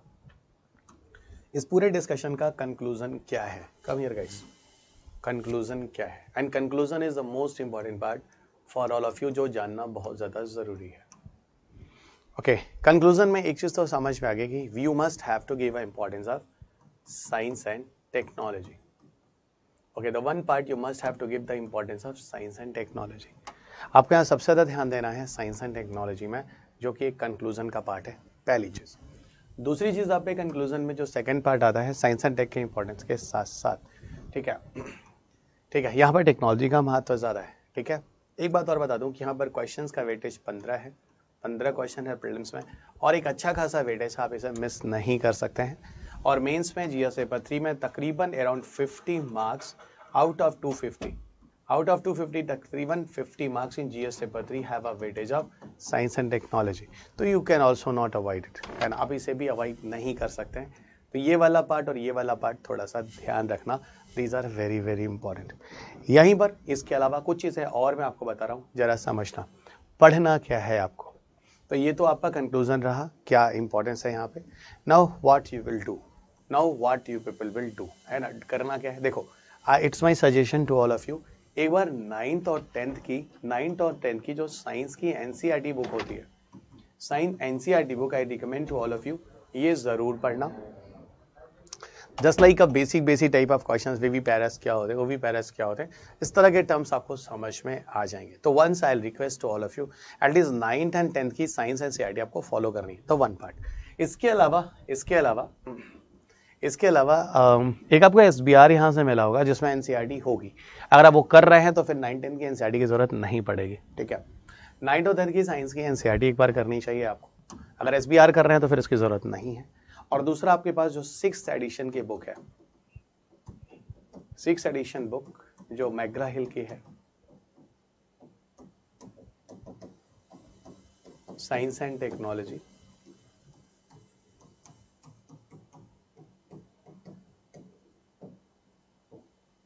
बाय डॉक्टर रवि अग्रवाल, यही बुक है जो आपको KSG से भी दी जाती है। ओके, इस बुक को आप फॉलो करेंगे, उसके अलावा आपको कुछ और करने की जरूरत नहीं है। Okay, so I just may try to make the subject very simple and easy for all of you.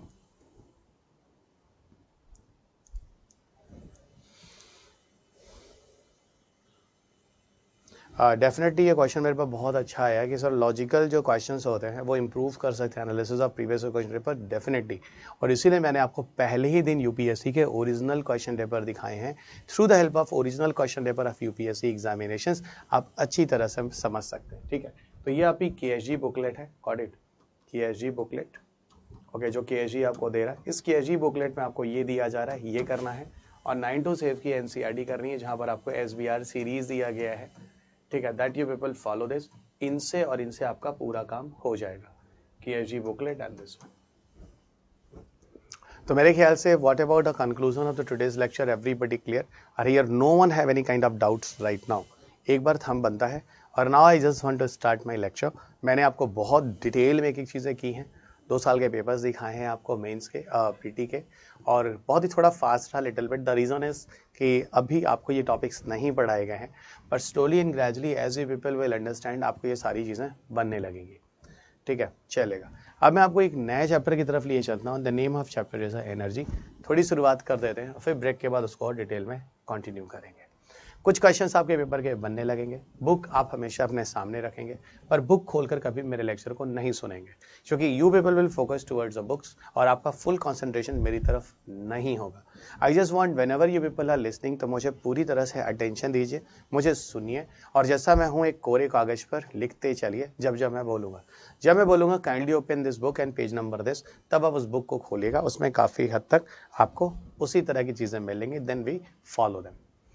Okay, चलिए, वेरी गुड। रिप्लाई करते रहिएगा। मैंने आपको पहले ही बोला है, शांति मुझे पसंद नहीं है, खासतौर से ऑनलाइन की क्लासेस में, क्योंकि जब तक आपके रिप्लाईज नहीं आते रहेंगे तो my energy level will not increase. और I am very sure you people will like a quality classes, जहाँ पर जो टीचर होगा वो फुल ऑफ जील होगा, टीचर एंटरटेन कर रहा होगा आपके साथ, वो भी मस्ती में पढ़ा रहा होगा और आप भी मस्ती के साथ पढ़ेंगे, क्योंकि पढ़ाई हमेशा एक अच्छे मूड में होती है। Study never come in the pressure. तो मैं पूरी कोशिश करूंगा कि आप यहाँ एंटरटेन करें चीज़ों को, और चीज़ों को सीखें। पढ़िएगा नहीं, सीखिएगा, ठीक है, पढ़िएगा नहीं, सीखिएगा, ठीक है। ध्यान रखिएगा वर्ड्स, क्योंकि सीखेंगे तो आपको कॉन्फिडेंस आता जाएगा, पढ़ेंगे तो आप दिमाग में प्रेशर लगा के पढ़ेंगे, ठीक है, चलेगा।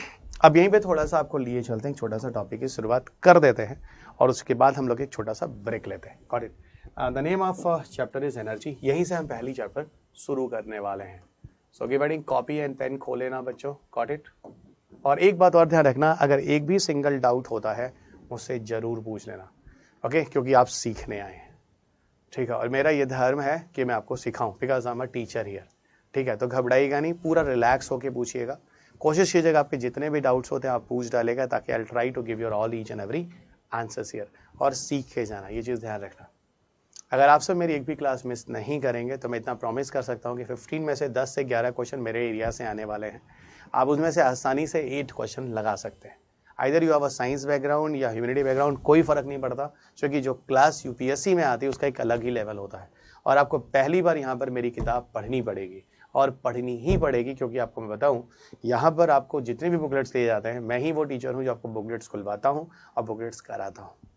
ओके, अगर you will got the confident, अगर आपको कॉन्फिडेंस मिल जाता है साइंस टेक में तो आपको खुद समझ में आ जाएगा कि जो इन्वायरमेंट की मेरी मैग्रा हिल की बुक है, जो सेकंड एडिशन बुक आपको केजी से दी गई है, वो भी जरूर पढ़िएगा। ओके, वो भी वैसे ही लिखी गई है जैसे कि साइंस अटैक लिखी गई है, और आपको सारी चीज़ें समझ में आ जाएंगी। How much the environment is very important to all of you. ठीक है, चलेगा। अब now will start with the energy chapter. ठीक है, उम्मीद है कि आप झूठ नहीं बोलेंगे मेरे से और पूरे ईमानदार स्टूडेंट्स की तरह मेरे से सीख कर जाएंगे। ठीक है, मुझे भी अच्छा लगेगा क्योंकि अगली बार जब आपका सिलेक्शन होगा तो आपके नाम को ही मैं बोलूँगा कि ये मेरा भी स्टूडेंट है जिसको मैंने पढ़ाया था, तो मेरे लिए भी गर्व की बात होती है। So just like you people guys कि ठीक है वो मैग्रा हिल का ऑथर आपको पढ़ा रहा है, तो वही वो बच्चा है, वही टीचर भी है जो आपको पढ़ा रहा है। तो मेरे लिए भी अच्छा होगा कि अगर आपके रिजल्ट्स होंगे तो ही it will be proof like I am a good teacher या मैं हार्ड वर्क करता हूँ। चले, so will start with the energy chapter. Energy में देखो दो टर्म्स हैं that I just want to give you here. Okay, and I think my words are very comfortable with all of you ना। वो bilingual और हिंदी वाला वो पंगा इंग्लिश वाला खत्म हो गया, और I think my classes are running smooth right now and you all people are very adjustable. आप सब बहुत प्यारे हैं, बहुत स्वीट हैं और सब कुछ एडजस्ट करते हैं। और याद रखिएगा दुनिया में एडजस्ट करने की आदत डालिएगा। ठीक है, reason I can understand in this Kolkata like somebody's have a problem in the Hindi, somebody have a problem in English, somebody have a problem in Bengali, तो I don't think so, but Bengali I have a problem। ठीक है, सो उम्मीद करूंगा कि मैं धीरे धीरे बंगाली सीख जाऊं। ठीक है, but it will take time. चलेगा, बहुत अच्छा, वेरी गुड। देखो in this energy chapter I just want to give you two terms in the beginning. Okay, and just what kind of these terms? Listen guys, the one term is caloric value, the one term is called as a caloric value. Okay, one term is called as a caloric value and the another term is called as a calorific values। है ना, यहीं से start करेंगे। एक term आता है जिसे हम कहते हैं कैलोरिक वैल्यू और दूसरा टर्म आता है जिसे हम कहते हैं कैलोरिफिक वैल्यूज। ओके, सो दो टर्म यहाँ आते हैं, एक आता है कैलोरिक वैल्यूज, सेकंड टर्म आता है that is called calorific values. So now the question is what about the relations of calorie और कैलोरिफिक वैल्यू हम किससे बोलेंगे, जरा समझना। देखो कैलोरी वैल्यू जो होती है ना, it is generally for the food energy, it is generally for the food energy. Okay, and calorific values generally it is for the fuel energy. तो ये आपकी फूड के लिए होता है और ये आपकी फ्यूल के लिए होता है। कहने का सीधा मतलब है अगर आप फूड खाते हैं तो आफ्टर इनटेक ऑफ फूड जो एनर्जी आपकी बॉडी में होती है that is called as a calorie value. Okay, just like your fat, just like your protein, just like a carbohydrate. Definitely guys, you guys know very well whenever you people are eating any food, तो आपकी food में fat होता है, protein होता है, carbohydrate होता है।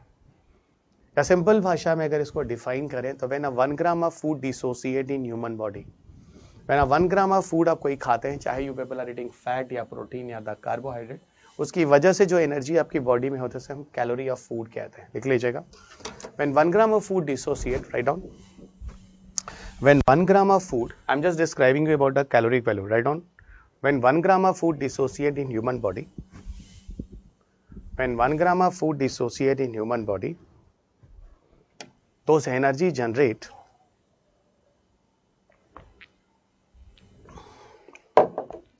when 1 gram of food dissociate in human body, those energy generate,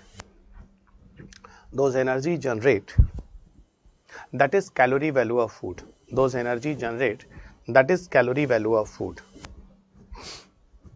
that is calorie value of food, that is calorie value of food।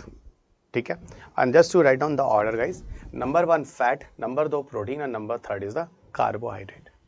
number 1 fat, number 2 protein, number 3 carbohydrate। पता है NCERT की book में तो carbohydrate की calorie value ज़्यादा लिखी है, मैं भी ढूंढा उस बंदे को जिसने किया है। पर आप याद देखना 1 ग्राम ऑफ फूड में सबसे ज़्यादा एनर्जी कौन देता है, द आंसर इज फैट। एक बार तो यूपी पीसीएस में क्वेश्चन पूछा गया था यही question, 1 gram of food which generate the maximum heat, maximum energy inside your body, the answer was a fat. कभी भी मत कहना कार्बोहाइड्रेट या प्रोटीन, नंबर 1 पे होता है बच्चा, दैट इज फैट। ये पेपर रिमेंबर, तो आई एम वेरी श्योर अब आपको कैलोरी वैल्यू में कोई दिक्कत नहीं है। आप देखो ना, जब भी you people are purchasing any food items, आप एक कुरकुरे भी ले लो ना, या चिप्स की पैकेट ले लो, या कोई कोल्ड ड्रिंक ले लो, उसमें ऑलरेडी लिखा होता है इतने में इतनी कैलोरी मिल रही है। I hope you can understand very well मैं कहना क्या चाह रहा हूँ। वहीं दूसरी तरफ हम चलते हैं कैलोरिफिक वैल्यू की तरफ। कैलोरिफिक वैल्यू को कैसे डिफाइन करेंगे, जहां पर यहाँ you people have seen the 1 gram of food, वहीं पर यहाँ पर हम बोलते हैं 1 ग्राम ऑफ फ्यूल। यानी जब 1 ग्राम ऑफ फ्यूल डिसोसिएट होता है ह्यूमन बॉडी के अंदर, 1 gram of fuel burn inside a vehicle, उसकी वजह से जो हीट एनर्जी निकलती है, जिसकी वजह से आपकी गाड़ियों में एक माइलेज होता है, उसको हम कहते हैं कैलोरिफिक वैल्यूज, है ना। लिख लेना, when 1 gram of fuel burn inside a vehicle, right? When 1 gram of fuel burn inside a vehicle, right on bacha, when 1 gram of fuel burn inside a vehicle, so when 1 gram of fuel burn inside a vehicle, those heat or energy generate,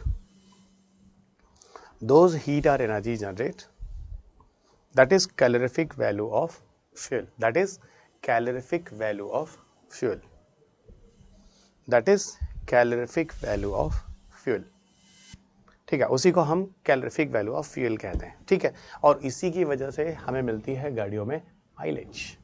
इसका मतलब sir आप ये कहना चाह रहे हैं जिस fuel के जलने से जितनी ज्यादा कैलोरीफिक वैल्यू होगी उसकी वजह से उतना ज्यादा माइलेज होने वाला है, डेफिनेटली।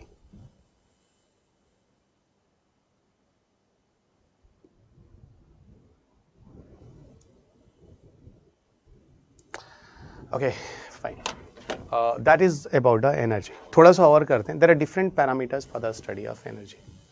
ओके, एक क्वेश्चन है मेरे पास, like student ask me, sir ऐसा कहते हैं कि संडे की सारी जो हिंदू न्यूज़पेपर साइंस डे के आर्टिकल्स होते हैं वो क्वेश्चन पेपर सी से आते हैं क्या?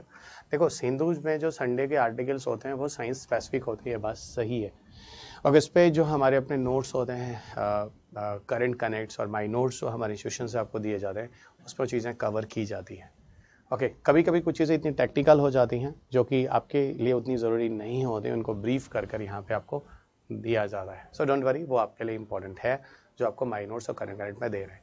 आपके लिए you may have some problem, the reason अगर आपके पास बेसिक क्लियरिटी नहीं है तो उन टॉपिक्स को समझने में दिक्कत आती है।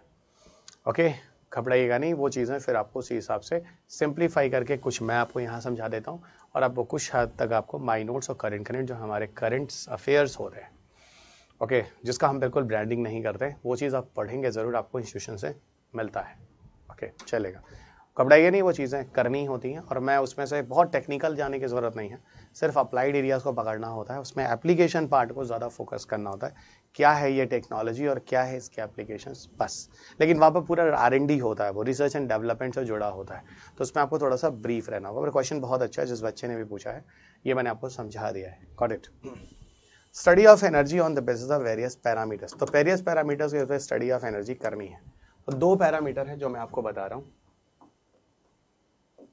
सो two different parameters for the study of energy. The one जो कि हम रिसोर्सेज के बेस पे करेंगे, ठीक है, रिसोर्सेज के बेस पे करेंगे study of energy on the basis of resources, और सेकंड हम आएंगे on the basis of utilization. So study of energy on the basis of resources and study of energy on the basis of utilizations. Resources का मतलब होता है कि from where we are going to generate them, and utilization का मतलब जो हम use में ला रहे हैं। ओके, तो रिसोर्सेज में दो हैं, ओके, रिसोर्सेज में दो हैं। The one is renewable, the one is a renewable and second one is a non-renewable. Okay, the one is renewable and second is a non-renewable. तो रिसोर्सेज बेस दो हैं, that is one is a renewable and second is a non renewable energy sources. Got it? भाई अगर आप utilisation के basis पे जाओगे तो दो आ जाएंगे यहाँ पे, एक आपको मिलेगा दैट इज अ कन्वेंशनल, है ना, एक आपको मिलने वाला है कन्वेंशनल और दूसरा आपको मिलने वाला है बच्चा नॉन कन्वेंशनल। एक आपको मिलने वाला है कन्वेंशनल और दूसरा आपको मिलने वाला है non conventional. Okay, so one is on the basis of resources and second on the basis of utilizations. Resources मतलब जहां से हम इन्हें जनरेट करते हैं, यूटिलाइजेशन का मतलब जिन्हें हम यूज में लाते हैं। ओके, जिन्हें हम यूज में लाते हैं। तो one side is the resources and second side on the basis of utilisations. तो ये चीजें हैं जो हमें करनी है, ठीक है, और ये चीज़ें अब हम लोग ब्रेक के बाद ही करेंगे। It will take time. Renewable में क्या होता है, नॉन रिन्यूएबल में क्या होता है, कन्वेंशनल एंड नॉन कन्वेंशनल में क्या होता है। सो यहाँ तक आई don't think so anyone have a doubts, है ना, क्योंकि आपके सारे क्वेश्चंस का आंसर मैं एम गिविंग यू साइमल्टेनियसली, तब पर किसी को कोई दिक्कत नहीं होनी चाहिए।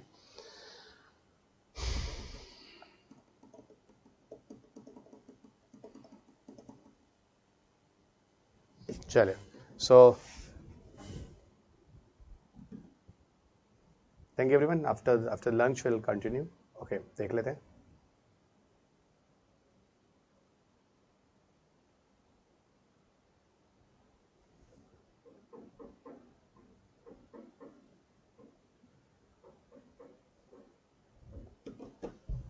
So after break, I'll continue here, guys. Thank you.